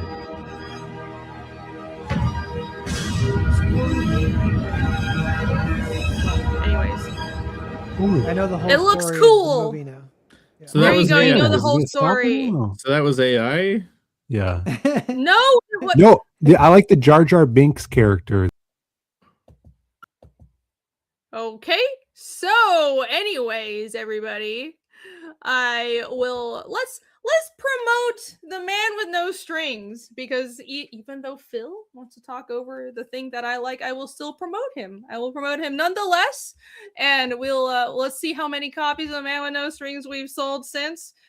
Oh, look, some people want to come back on the show. Hello. No, Welcome back. just fair. Yeah, I like when You're just there. the No, the nobody Jar else Jar- does. Misa gonna raise you from a boy. That's like that Jar Yeah, Jar it's like a little little. I forgot what he's called. A little critter. Misa Yeah. got to make it work in the mines. Wait, so I'm confused. What was that? It was a trailer for a comic, a European comic, the one I was A showing. comic, not of Right. animation. That's crazy. No, Didn't know it they was did an that. animated trailer for a comic. They probably got that idea from us. We do trailers for our comics. Yeah, totally, definitely. We do fully animated trailers. I mean, like if I had it. the money, I would. Oh, you did. To be honest, Thanks. here's the thing though. With bullshitting, it probably if you want to sell your dumb comic, that probably is a great trailer to do. Yeah, it's awesome. I wish the hot Don't even need mom. sound I wish the turn. hot mom was in it more. You know, I wish she didn't That's die. true. That would have sold it more. No, I think my ideal would be a trailer like that, gorgeous art, but also writing that could stand on its own. Like, I don't want to choose either or. I want to have it all. I know that's You know, nigh impossible, but that's my dream. It goes back to Uh, One Punch Man. Like r- the good art Sure. makes it a epic. You know what I mean? Yeah. Sure. Real quick about animation trailer. Arvid for his Oh comic, yeah, they did Yeah. an awesome animated trailer, End of the Crow. and Mm. a lot of the comments, it got like 500,000 views on YouTube. So you're like, damn, that's awesome. It worked. But a lot of the comments are like, this is amazing animation. Click the link. Turns out it's just a comic. Thanks a lot. Oh, no! Oh, there you go. That's how much people don't give a fuck about comics. That's hilarious. Man, that's a whole other discussion that maybe we'll get into Oof. someday Band about of the Crow, by the way. I didn't say it, but Band of the Crow. Yeah. Band of the Crow. well, yeah, where the issues with comics don't sell. It's not even the quality of the work or the talent being out there. It's that the public isn't interested, and to change that is an entire different thing. But we're not going to get into it today, because that is actually the problem. Comics aren't Heartbreaking. cool in the American general cultural They're not cool enough. zeitgeist, right? It's not seen as cool and the sexy thing that's exciting. Manga is seen as cool and exciting, but not comics. So No, it's just that's not what we have even to. It's I No, people don't even think about it. no, It because just doesn't. I mean, exist. I think the Marvel movies even added to it. It just made comics synonymous with gay superheroes. Like, right, they so think about that's all superheroes. but it can be so much more. But the whole system is entrained in one direction, so it's unappealing to most people. Yeah. Yep, that is true. I went to Oh, a Man with No con. I was at a con last Saturday for a day, and this like 22-year-old chick came over to the table, and she was looking at my brother's pinup art, and then we're like, "Oh, do you read comics?" And she's like, "No, I read manga." Yeah. And then Brandon was drawing that Bomb Girl. If you guys saw, he did a Bomb Girl chick, and I'm like, "Oh, do you know Chainsaw Man?" And she's like, "That one's a bit too goonery for me." She's like, "It has its place, but It has its place. Yeah. Who is this woman? Why is she? Goonery? Your It was like this brother central goth draws. chick. It's like not even that goonery. Man, I hate Your women. brother draws pinup girls though that Yeah. have their tits out. So why is she stopping to talk to him? Right. And to He's say looking she has a through the problem with pinups, goonerism? and then Like, I don't and my brother's like, understand. "Oh, do you like pinup art?" And she's like, "It's a little." No, that's when she says it has its place, and then she said the Chainsaw Man was too goonery. She was too much of a Okay. goonery Chainsaw manga. Man is the least sexualized It's really not goonery. manga. It really is not. That's astounding. Wow. It's not exactly prison school. Like, that's No, on the scale of Gooner manga, Chainsaw Man is all the way on like very prude. Let's just say. By the way, just because I mentioned prison school, if people watch Oni Plays and know who Tomar is on Oni Plays, Tomar was streaming today. He was talking about manga, and I suggested prison school, and he said he'd watched the anime and not read the manga, and I sold him on getting the manga, and he said he's currently reading Fire Punch, and I think I convinced him to read Prison School next. That's a very niche Gooner. reference that maybe one or two people in the chat will think that's Gooner. cool, but who So knows? you're saying you just wasted our time. All right, let's do the meme. Wow, Pear is fucking He's ready grumpy to and roll. salty. Okay, no. We have to do the promo. Man with no strings. Let's take one Yes. last look at how this Oh, yeah. campaign is doing. I suppose I should refresh. Do you I refresh think we're it? at 55 now. Yeah, it was like Ooh. 52 55, last yes. time we looked at it. It went up Thank in you the so much. background. Yes, kick ass, guys. 55%. This is going to be shipping out in April after we close the pre-order campaign. The books are fully written, lettered, all arted up. All the covers are good. Proofs have been printed, and they're ready to go to print. So we're just selling these now. Get on it. Get an early so you get your chance to get some free stickers that we're sending out to the first 100 orders.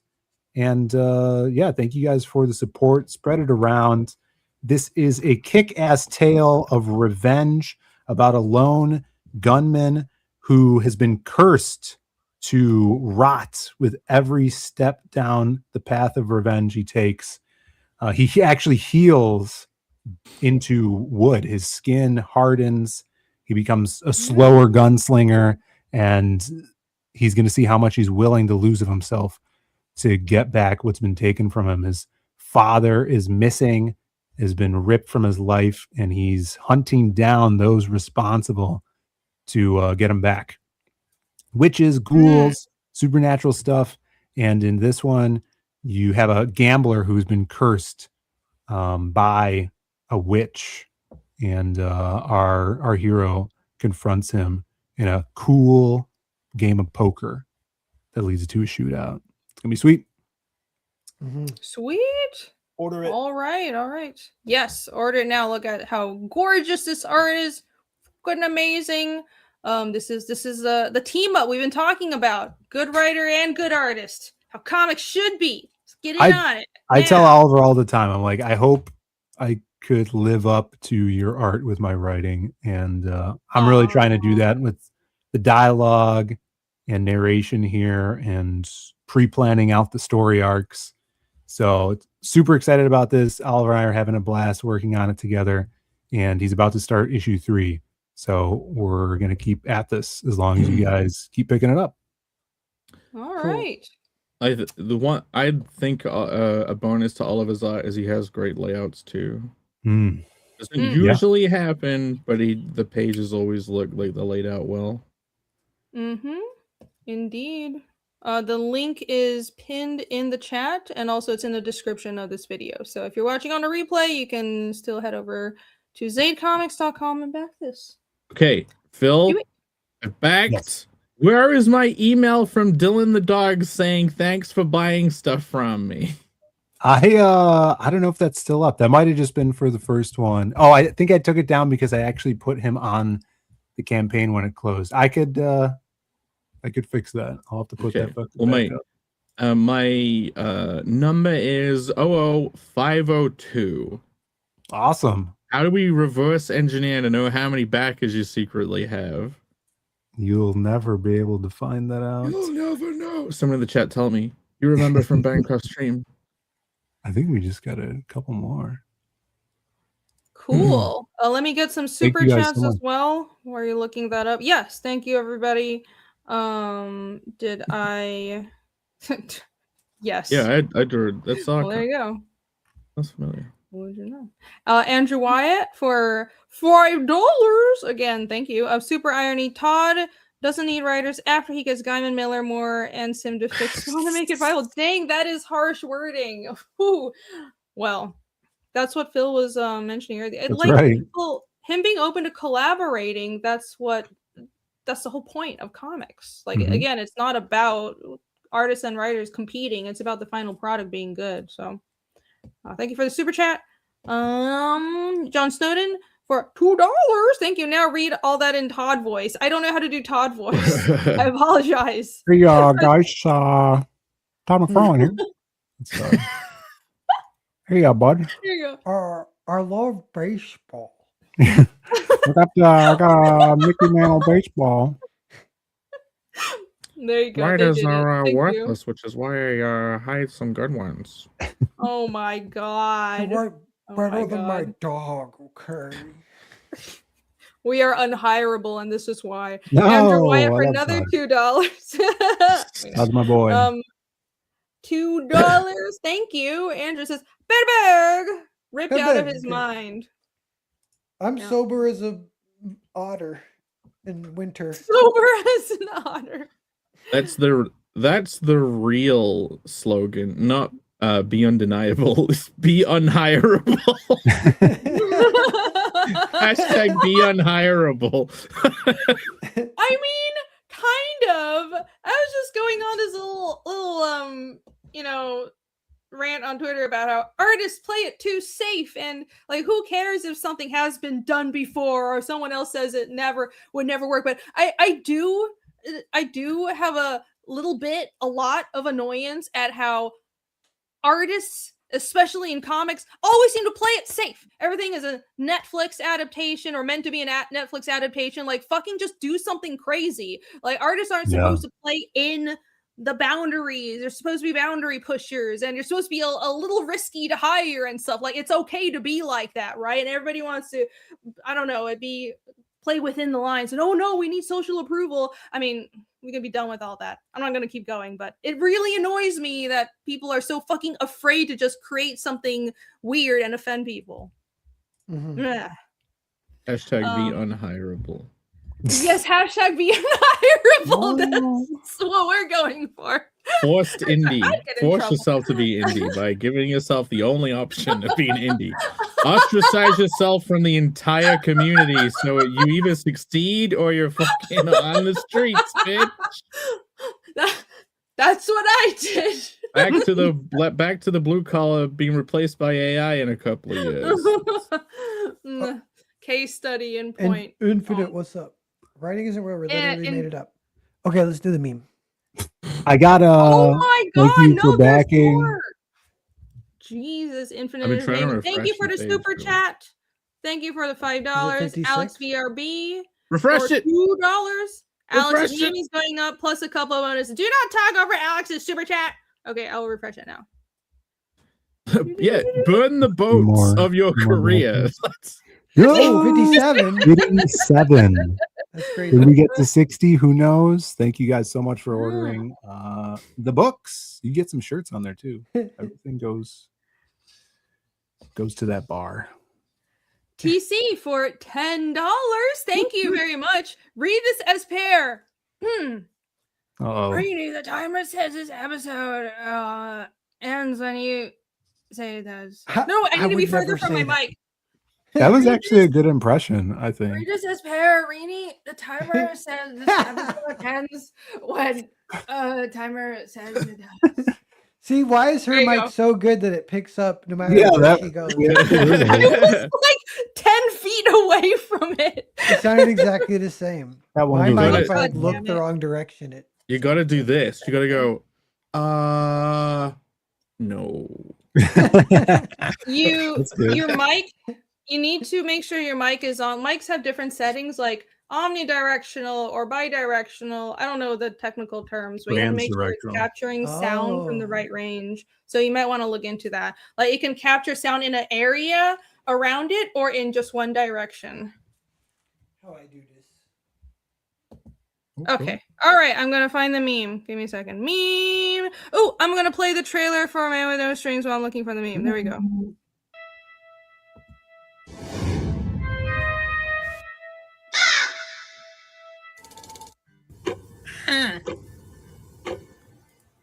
In a world where a giant clock. Once upon a time, in a town time forgot, there was a gambler who cheated the wrong woman. In return, he was cursed. Every loss forced the truth from his lips, so he ruled the desperate.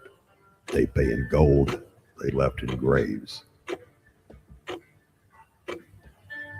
Now a new face walks into town, searching for the truth. Which way does a dead man ride to wrangle his revenge? One game, one chance, only one winner.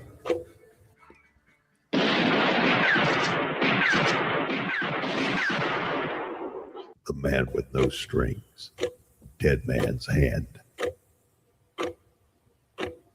Dead man's hand. Hell yeah. Hell yeah.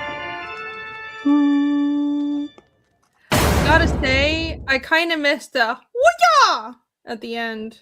The yeah. It was fun. Yeah, that was a pretty whole good. Yeah. Yeah. All right. Brr. Yeah. Back. The man with no strings now. Thank you guys so much. Where's my freaking StreamYard? I missed won't the regret I it. missed the countdown to Chinatown bit you cut out. What countdown to Chinatown? It's just Oh. a meme. Whoosh! All right. Meme time! Meme time! Meme time! Downtown to Chinatown. To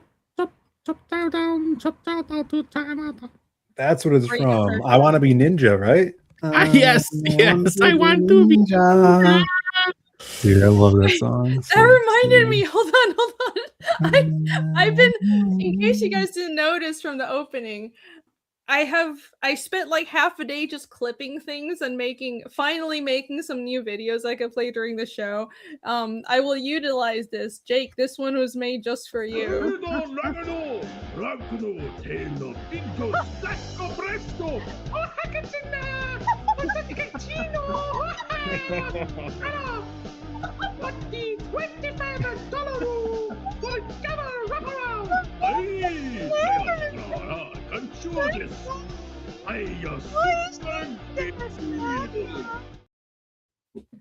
There you go. Is that AI?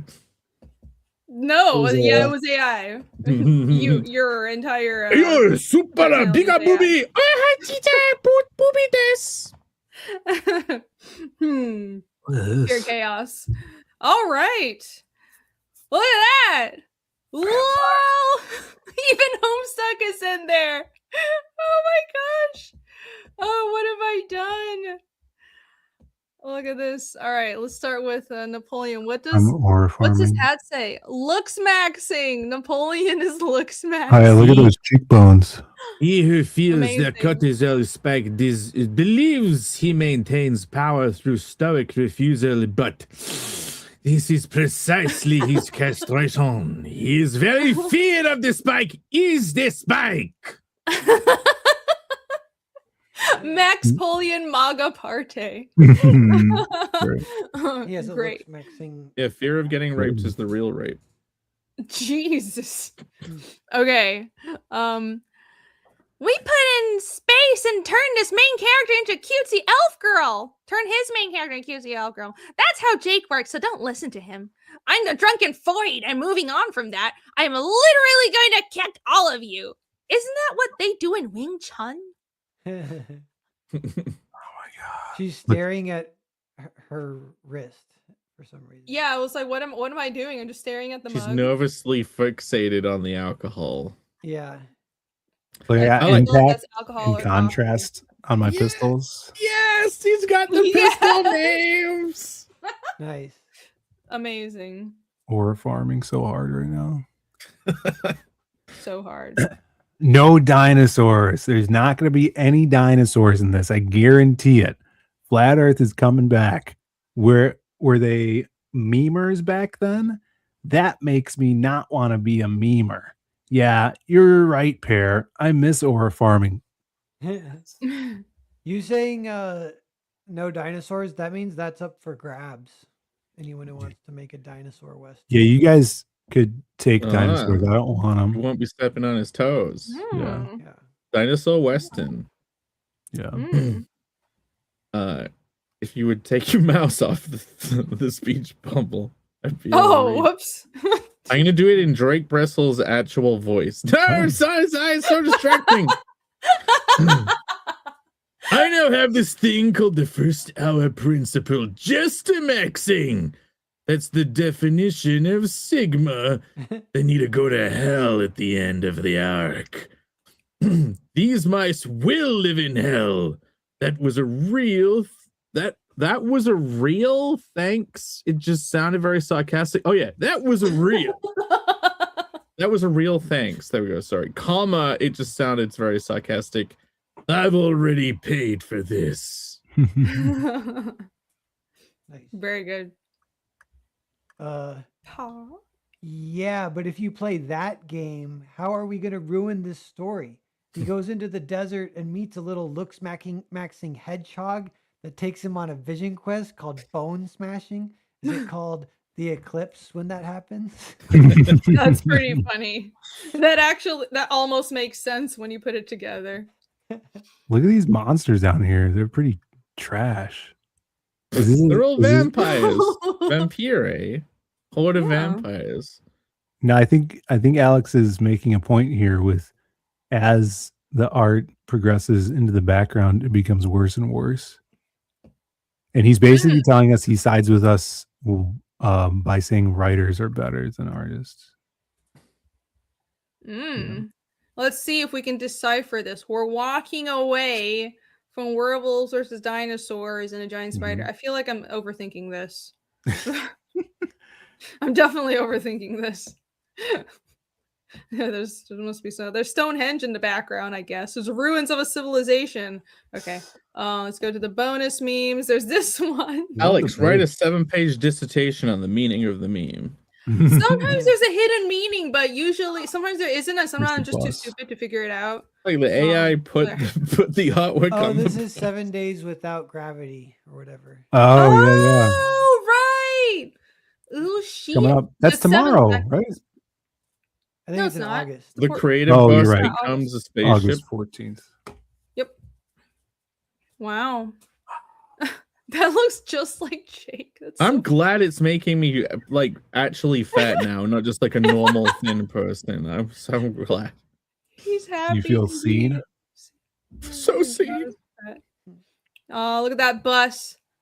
What the hell is this? It's the standee on display at the Louvre. Who's that Asian? In front of the Mona Lisa. I don't know. Probably some Gen Z influencer that I don't know. Oh, he's got a Skibbity toilet shirt on. Yeah, I don't. Maybe that looks like it's a real part of the photo. Mona Lisa stands on business. FR. Hashtag looks maxing. Hashtag mugged. Hashtag Sigma grain set. Yo, chat. Listen yo, chat. Go ahead. You read it. You read it. Lisa here is literally mewing and mogging every other painting in this exhibit. Her look-smacking game is unmatched, for real. That smile is pure Sigma Riz, no cap. She's got that Ohio Gat energy, and all the other artists are just paying the phantom tax. It's giving main character energy on God. Lost brain cells.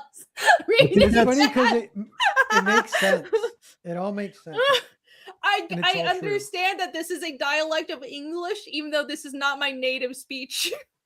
Yeah. I saw a tweet trying to bring back Band for Band yesterday, and I wanted to throw my phone across the room. I think this guy is, I think that's actually the creator of Blame. Is that him? You gotta do a voice that sounds like his head. Yo, He looks yeah, way listen up. scary. Literally mirroring and mugging everything, painting it. Oh no, I The don't. next racing game is match FR. He's got a tiny little his head on him. voice. Yeah, he's got a small head. That's the Blame guy, right? Is it? All Asians look the same. Says Phill. Hold on. What does Kuching Nihei look like? Oh, I don't know what he shit. looks like. No, Dude. that's not him. That's not him at all. You I gotta pull swear up. that's some Twitch kid. No, sometimes some Twitch drama will cross over into the YouTubers that I watch, and I'm like, I don't know any of these people. They all look 15. I don't know what's going on. It's nuts. There was one extra image that Alex made. Oh, Yeah. Alex says zoom into the standees. I will. Hold on.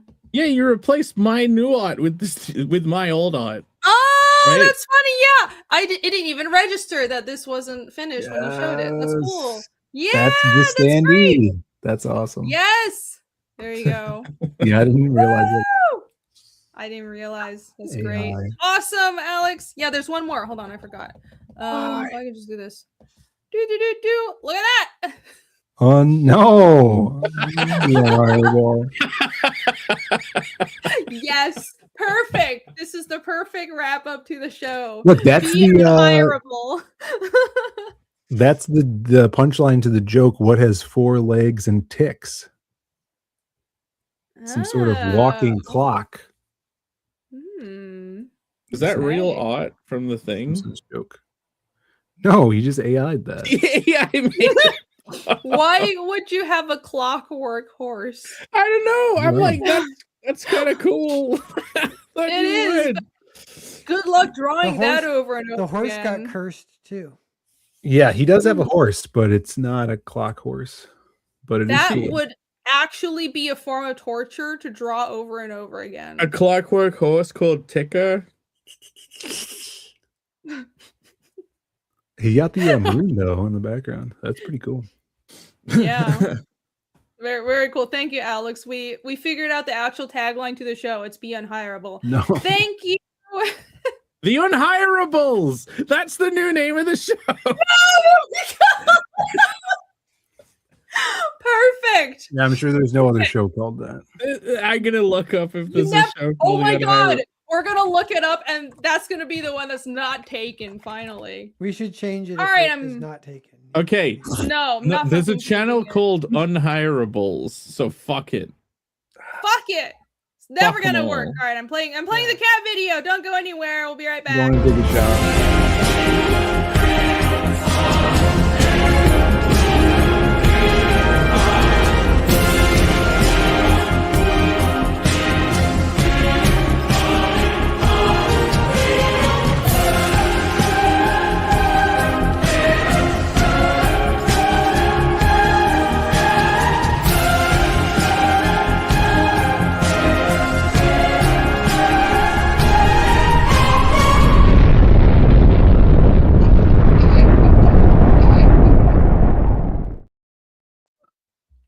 Yeah, I don't know how much of a second half we're gonna do because I kind of want to go as well, but we'll hang out for a tiny bit. I have one thing that I did save, but I know Yes, everyone ma'am. wants to go, so we don't have to do it. But I have a cool thing. That it Okay. was a How of You Week thing, but I saved it. Okay, I'm gonna get a Okay. little snack while you guys chit chat. Show it. I might take a nap. No, I'm not showing it. It's a story from my Okay. week. Oh, okay. Oh yeah, I'll listen to this. Okay. Camera. I'll listen to this. RJ Bryan, what about the unwatchable? The This is Unwatchable. brutal. Damn. Oh my god, it's so good. It's so good. But obviously, like not, but like Got yeah, Oh him. my god. the Unwatchable show. Oh, the Unwatchable show. Amazing. The Unwatchable show would be a great show name. The Unwatchables. That sounds really good. And we need to have like superhero personas that are all that wear the team unwatchable. Instead of the Untouchables, it's the Unwatchables. Oh my god. Holy shit, that's brilliant. Why didn't we think of that? We just had to make fun of ourselves more. Everyone back Pear's Grand Prix. Yeah, did he get it back, or does he have to kill himself? I'll drop the link here. You guys like, anybody notice my free run should I say the words kill yourself clips? Yeah, the clip that's gonna get your stream taken down just because it's anime, and they're so strict about that stuff. Not YouTube, but the anime people. Like, do not clip. Oh, I sped it up. It anything. should be fine. Okay. Yeah, I know the techniques. It's mildly sped up and it's cut. The shit show. If this stream gets taken down, it'll be a lesson that I'm learning. No, like, man, it's so annoying. Some clips do actually take it down. Like, whenever I play South Park clips, it gets fucked. That's annoying. I have YouTube girl immunity. I don't think so, but that would be nice. I gotta wait till Paz within an earshot that I can propose my question. Oh. All right. Well, I'll start it. Phill, do you dream? Yes. You have dreams nightly? Not nightly. How often you dream, though? A good amount a month. Arian, how much you dream? Me? Yeah. Quite often. I actually have a habit of writing down my dreams like as soon as I wake up. So I'd say I'll get one that I can remember well enough to write down like every 2 weeks or so. I mean, I think my brain is probably calcified then, because I don't dream. I go to sleep. Good. I go to sleep and I wake up on the other end and I'm like, well, back to it. There's no dream. Here's a real thing. I don't know this about you, but I understand that smoking marijuana inhibits your dreams, makes you not dream. That's when you are smoking it, not if you've smoked it in the past. But yeah, if you smoke and drink, you also don't dream. So that must mean I'm just baseline high and drunk all the time. Yeah. But so I never dream. I saw one random tweet and it said, guys, the magnesium dream maxing has been great, but I just can't deal with hanging about with my dead dog for multiple hours a night anymore. I'm gonna have to stop. Oh no. So I'm like, oh, magnesium, huh? I'll on a whim take a supplement based on one comedic tweet. What's a magnesium sulfate or whatever it is? It's like a special nightcap thing. Yeah, brain gout. That's what I got. Jake pickled his brain. You're not getting REM sleep. So, lead prevents you from remembering your dreams. Okay, I have been as well as the kind of like first hour principle of no scrolling, no mystery box within the first hour of the day. I've been combining that with taking magnesium before I go to bed. I've been dreaming again, and it's been great. Have you remembered any of it? There's one dream I remember. Like, I vaguely remember the one I had this morning, but I don't actually remember. I just remember the feeling.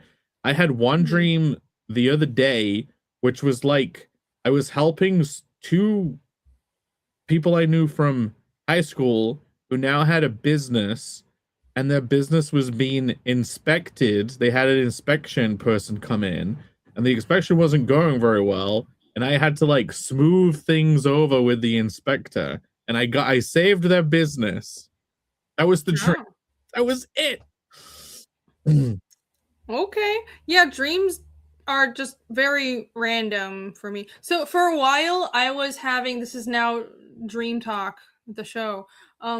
For a long time, my dreams were like 90% walking simulators is how I would describe it. It was just new environments. It would be like a huge sci-fi train station. It's actually kind of awesome. Or there was this train station in space that was kind of steampunk that I repeatedly dreamt of, and I would be walking through looking for a train, and this was a repeating dream I would have, or it would be just some building, or I feel like I was in some school. Most of the time, except for the train station, I'd feel like I was in a different location, but I'd just be walking through and just like looking for people. It was just like a walking simulator game, basically. And then the other like 10% was like, oh no, I'm running late for something, which happens a lot. So I think that's just my brain traumatizing itself from my real life experiences.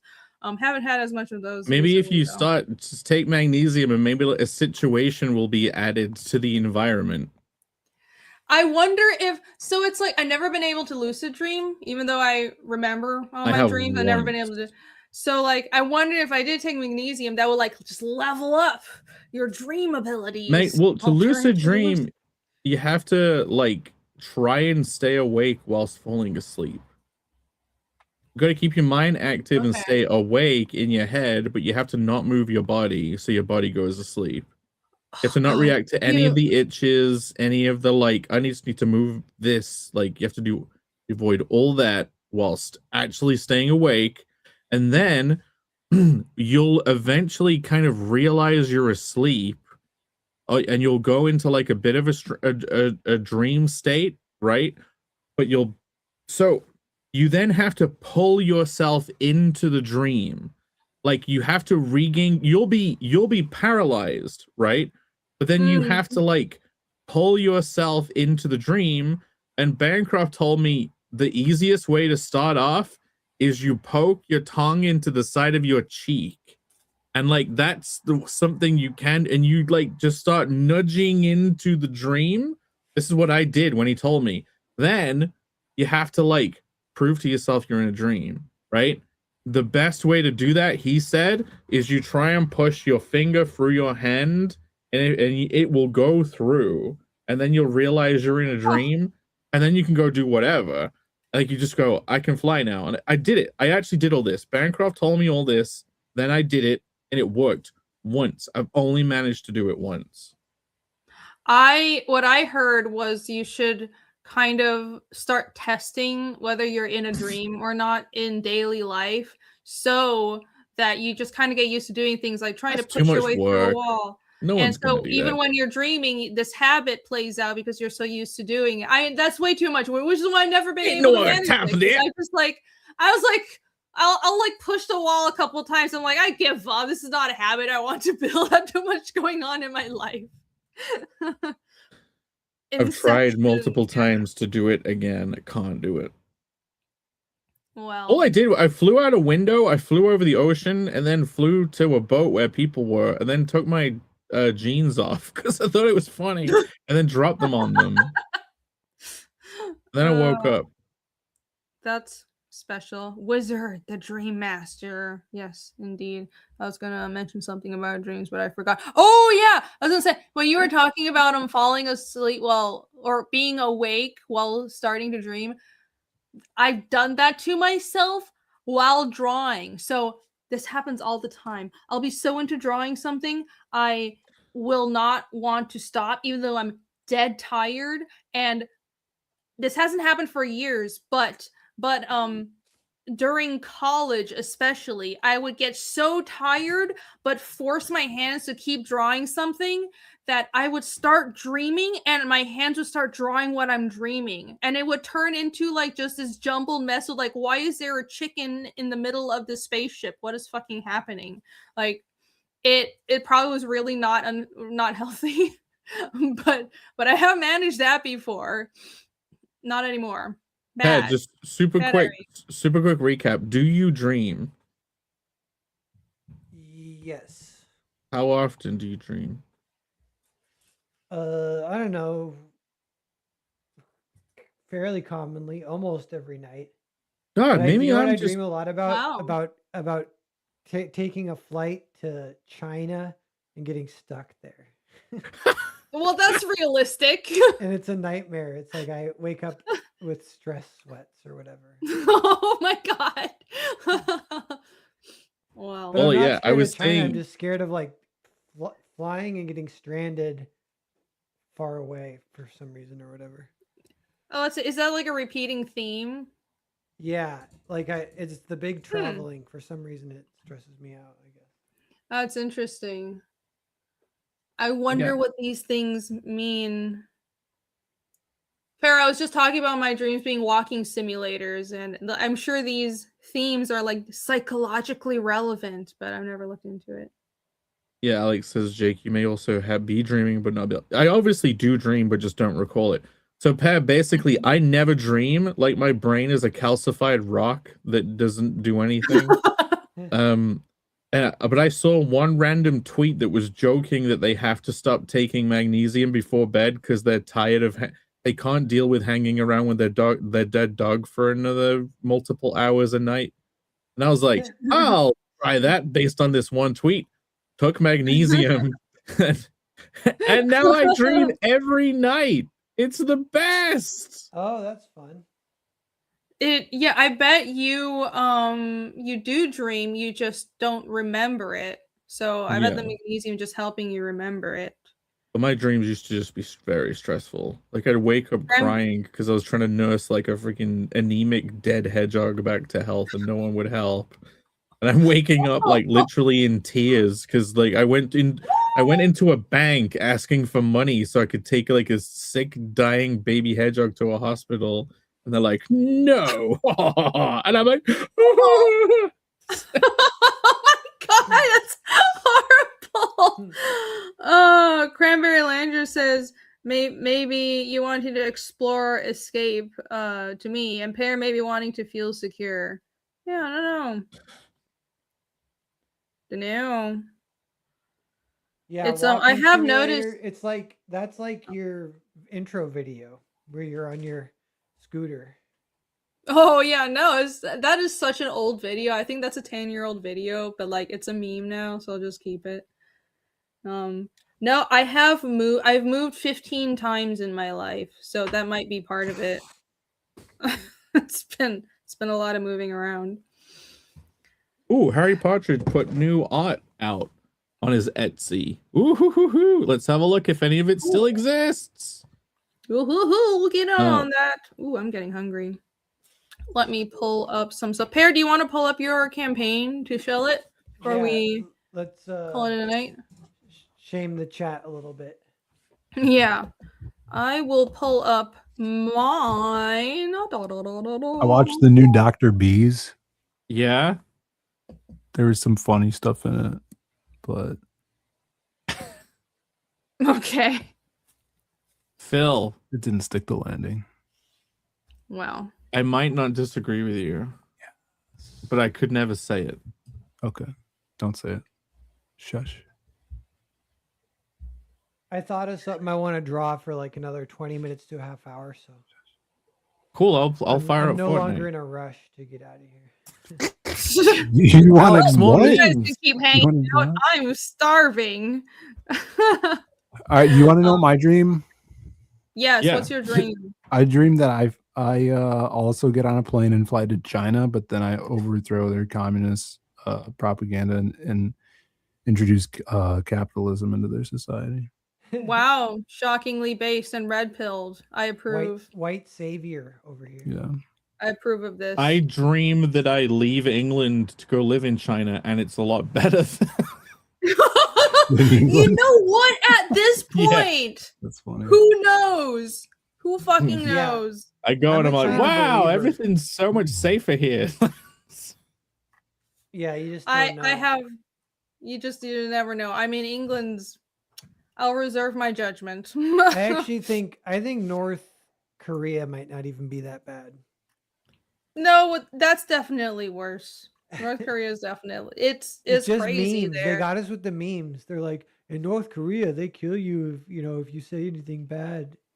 Like, I think there's a certain shock factor as well, where it's like people are really if the population is very used to having the freedom to do what they want, but then it's suddenly imposed on them. You have more issues and more people breaking the law, so to say, quote unquote. But like, I mean, I've had friends tell me that, well, nobody in China is really that political, and Chinese people don't hate Taiwanese people. I was like, I know that, and most Taiwanese people don't hate Chinese people. It's not about the people, first of all. That's not the issue. But like, well, most I've been to China. Most people there are not political because there's no point in being political. Like, you can't change anything about the system. You're just normal people trying to get on with your lives, right? So Yeah. it's entirely the government. It's nothing to do with the people. There you go. That's England. Oh yeah. See, that's funny. 'cause No I'm like, taxation without representation. that on a surface level almost sounds good, but I understand why it's bad. But like if America, Yeah. oh, you're telling me what if you snap your fingers in America, there wasn't like lost friendships because of politics because we were just ruled by a crazy autocracy that wouldn't let anyone have any diversity of thought, but we all got along.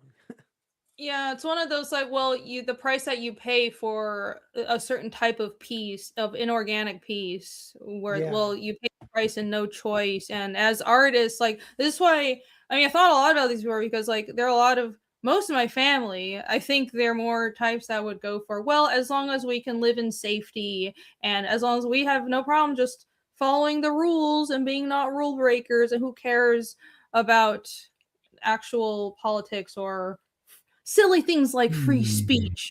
But I think if you're aiming to be a creator, that's a real problem because I don't want to be inadvertently censored and have to answer for just saying the wrong thing in my art. I absolutely cannot live in a society where there's a chance of that happening. I want to be able to say whatever the fuck I want. So If you can That's why- bitch about how bad things are without getting arrested, then they're not that bad.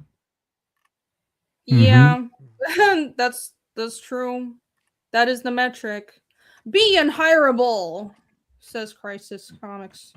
To hell with safety. That's true. That's not how most of the world thinks, though. And I understand that. I just disagree. And if you agree, you should back Fiendish Chapter 3, Ravages. That is still live on both Indiegogo and Kickstarter. I haven't shown off the original art in a while, but I did pull up the my portfolio of art earlier. Let me scroll down. The original art is only available on the Indiegogo. Oh, I can just use this here. Look at that. There we go. So I have the original art. There's only like 26 slots for the original art. And what I'm gonna do is before I fulfill the book, I'll email out each price tier. Like everybody who bought a $400 slot of original art, you'll get an email in order of who backed first, and you get to pick from like the 400 tier of pages that I'll send you. So that's how it's gonna go. In hindsight, probably would have been better if I put the art up page by page, but the problem is I didn't want to. Well, first of all, the art isn't done, but I didn't want to have spoilers. Like I want, a lot of the pages I haven't shown, and I'll only show people buying original art when I'm doing fulfillment because a lot of pages are spoilers. So anyways, that's how it is. So 400, 600, and all the way up to $1,000 for original art. Yeah, and of course, those pages, which quite a few people have pledged. 3 people have pledged $1,000 original art. So thank you. That's a lot of money. I really appreciated that very much. Thank you. But yeah, those pages will be like the most detailed, most story relevant WoW pages, and they the same page I would sell for more afterwards, or like they would definitely cost more than on the campaign afterwards. So if you'd like to get a piece of original art, you can back these tiers here, and a lot of the pages I'm not selling because half of the book I'm just keeping for myself. I don't want to let go of it. And you do get a copy of the main cover with the art. So if you get either the wood burning, which there's still a lot of slots left, there's 4 out of how many did I put up? 10? I don't remember. Anyways, there's only 4 of the wood burning, which I'm shocked by. I'm surprised because the wood burning sold out last time. But if you want wood burning, which is also original art, or the actual pages, you get a free book with it. So there you go. And of course, you can still get all the covers. The dark cover is only available in the Give Me Everything bundle, but you can get it in that bundle. Wait, Yeah. is the original art, the cover you get, is it the sketch cover? The blank sketch cover? So, oh wait, you're right. No, you get the main cover, but you also get a sketch cover now for free. So you get 2 books. Cool. You get That's the 2 only way. books for That's the free. only way to get a sketch cover, right? No, I think you can get it as add-on. Oh my god, it's been so many months since I set up the campaign. Okay. But no, you can get it as an add-on as well. But only the people who buy original art get a sketch cover for free. Okay, cool. I get it.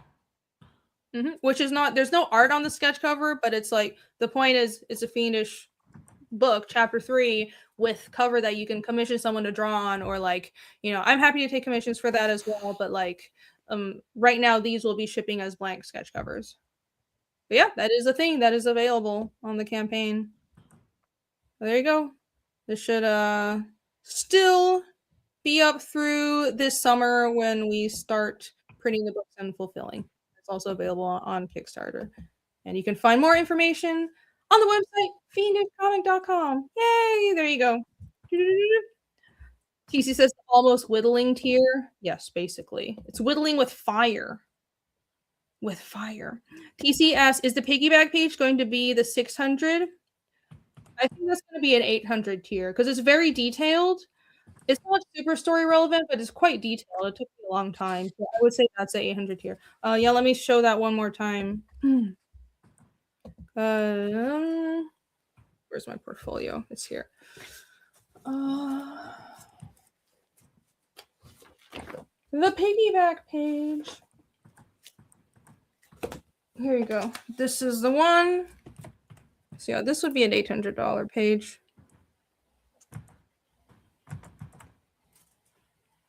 Really? That's going to be cool. That's a good get. Yeah, I think so. I think so. All of the... Every time I see a page that you're going to put in any of the tiers, I'm like, yes, that's great. Yeah. Like, you know, well, I appreciate it. Every tier is there's a going to new get meme, something by the awesome. way. Yeah, I tried. There's a new meme. I tried to. New meme. Looks like a meme. Alex has posted another image. There we go. Another meme. Alex, Okay. you're outdoing yourself. Let me take myself off. I'm watching. Let's just see. Can you guys hear me? Yes, we can Yeah, hear we you. can hear you. Hell yeah. Where is the meme? Oh my god! That's great! Oh my god! Okay. Hold on. That's fucking perfect. I'll just open it in a new tab. StreamYards is difficult. I'm on my tablet too, so everything is painful. Yay! Look at this! You even have the Hawaiian shirt under your gangster trench coat. That's Oh how I my look God. when I put my winter coat on to go outside in the England rain. I have a floral shirt underneath it. Do you wear the very English bowler hat as well? No. Because that would complete the outfit. I can't wear hats. My head's too big, and the hats always kind of like pop off the top of my head because my hair's so smooth. That's great. I wouldn't hire these guys. That's all right. We'll just do the job and then extort you for money. That's how we go about it. Perfect. Look at that. Phill looks like Neo over there. What's the guy's name? Keanu Reeves. Like, RJ is very happy. Thank you, Alex. That's fucking fantastic. I love it. Okay. Oh, Perry, you were sharing your campaign. Oh, cool. I'll reshare. I don't know what I wasn't size ignoring you. head is. Is this head sizes? There are head sizes? What is it like? Head circumference in centimeters? You know, they are custom. I follow some artists that are like custom hat makers, and they have this whole contraption that they use to measure your exact head size and all the little bumps on your head. They'll custom make a hat that fits perfectly. It's pretty cool. But some of them make it like they add skulls and decorations to it. Anyways, that'd be a fun gift. Earthbound. Da-na-na-na-na-na-na-na. Do we get more backers, or is it the end? No, Should we end it need all? Or we end it all. So we're probably gonna end it all no matter what at this point. Yeah, I already ended it all. I'm already dead. I'm in a But, ghost yeah. theme park on the Who moon. in the chat hasn't backed? If you haven't backed, totally, please do. Think about it. Give it a- Yes. give it a Here's look. the link. Back all the books. Thank you, Alex and Maromi. Yeah. Yep, this one's third in the series, so now it's a full trade that you can catch up on. And it's magnifique. You will love it. Magnifique. All right. Yeah. And how many what are the basics, just to cover them again? How many pages is it, and when is it shipping and everything? Yeah, it's like 160 pages, which is kind of long even for a trade.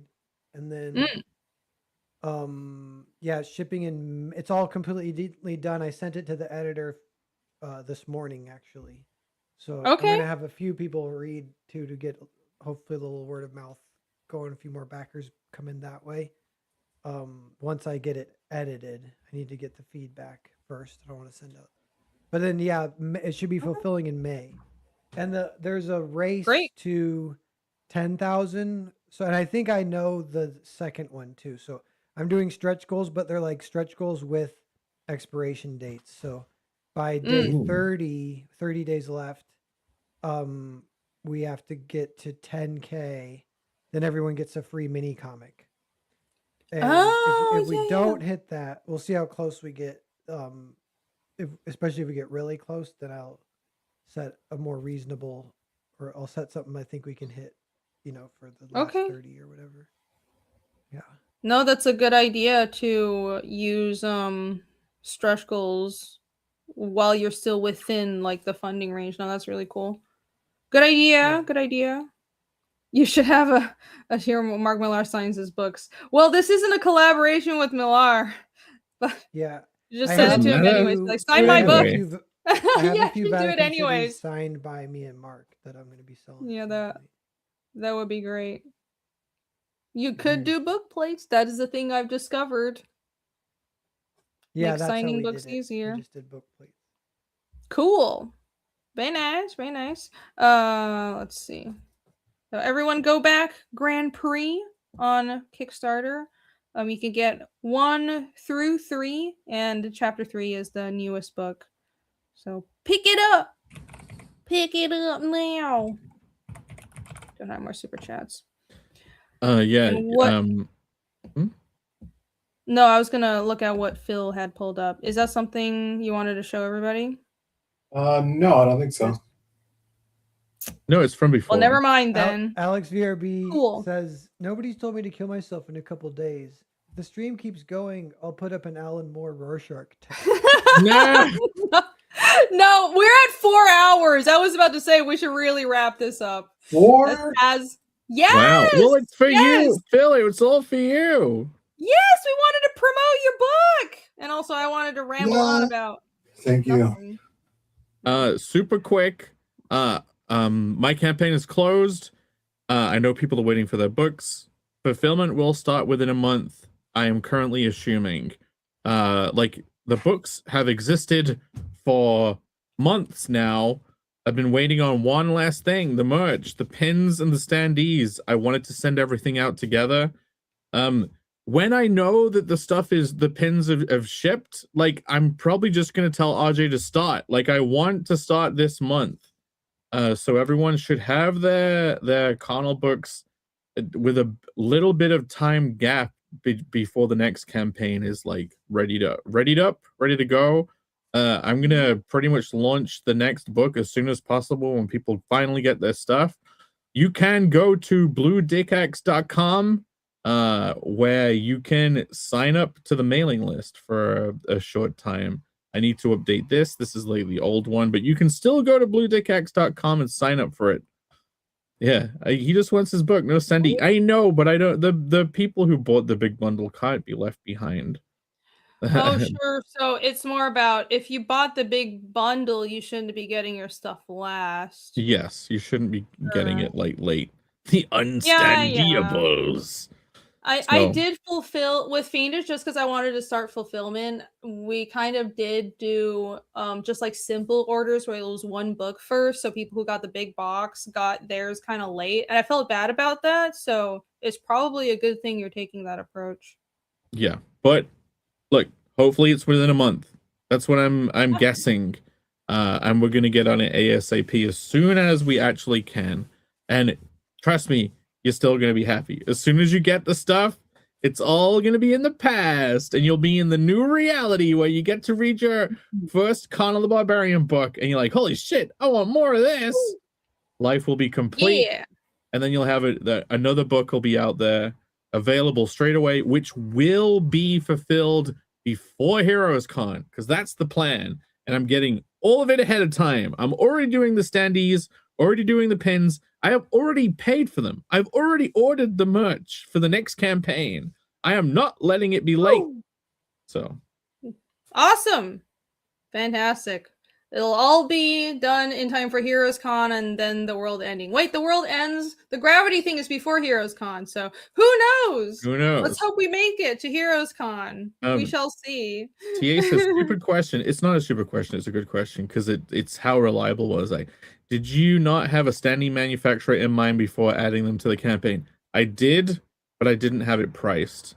I knew they'd made something else for someone else that was reasonably priced. But that was years ago. And so when getting a quote from them, it was basically unfeasible. So I've had to go through not only the process of finding someone else to do it, but also going back and forth with them, like proofing a lot and not just being like, it's fine, just get it done. Like it still had to be good. Like yeah, a shit product that you get out quickly is bad forever, but a good one you wait for will be good forever. You're gonna love your stuff. You're gonna love all your carnal things. You're gonna have a whole little world. Yeah, I'm assuming it took longer too. I mean, first of all, the person you're working with at this new standee place, not the right one. It was a bit difficult. It was unnecessarily difficult. But yeah, but I've seen the proofs and the prototype does look really good. So I'm excited to get mine. Excited. It's gonna be good. All right. Any shout outs? Phill, you streaming tomorrow? Yes, I'll be streaming tomorrow. I might put more sketch cards up, but come hang out with me. Woo! All right. Nobody else? No. Cool. I don't know if I'll be on Flashcast if they're talking about the Olympics or manga. I'll try to be on, but I am busy trying to get a cover done currently, so I might be MIA until Creative Block Panel Breakers next week. I've been back to doing so if you guys have noticed, I have a couple of new shorts out and I have some more lined up. So you can stay tuned for that. When I have a minute free after I'm done with the current cover work, I'll try to render a few more, and then it's back to pages for Fiendish. So there you go. Cheers. See you guys next week. It's going to be on Jake's channel, right? Yeah. Bam. We're going to talk food. Great. The subject Perfect is food. subject. All right. Food. See you guys next time. Bye. Thank you, everybody. Bye. See ya. Thank you guys for backing our books and for backing the man with no strings. You guys rock. Yes. You guys are the best. Spread the word. See ya. Cheers. All right. Bye. Bye.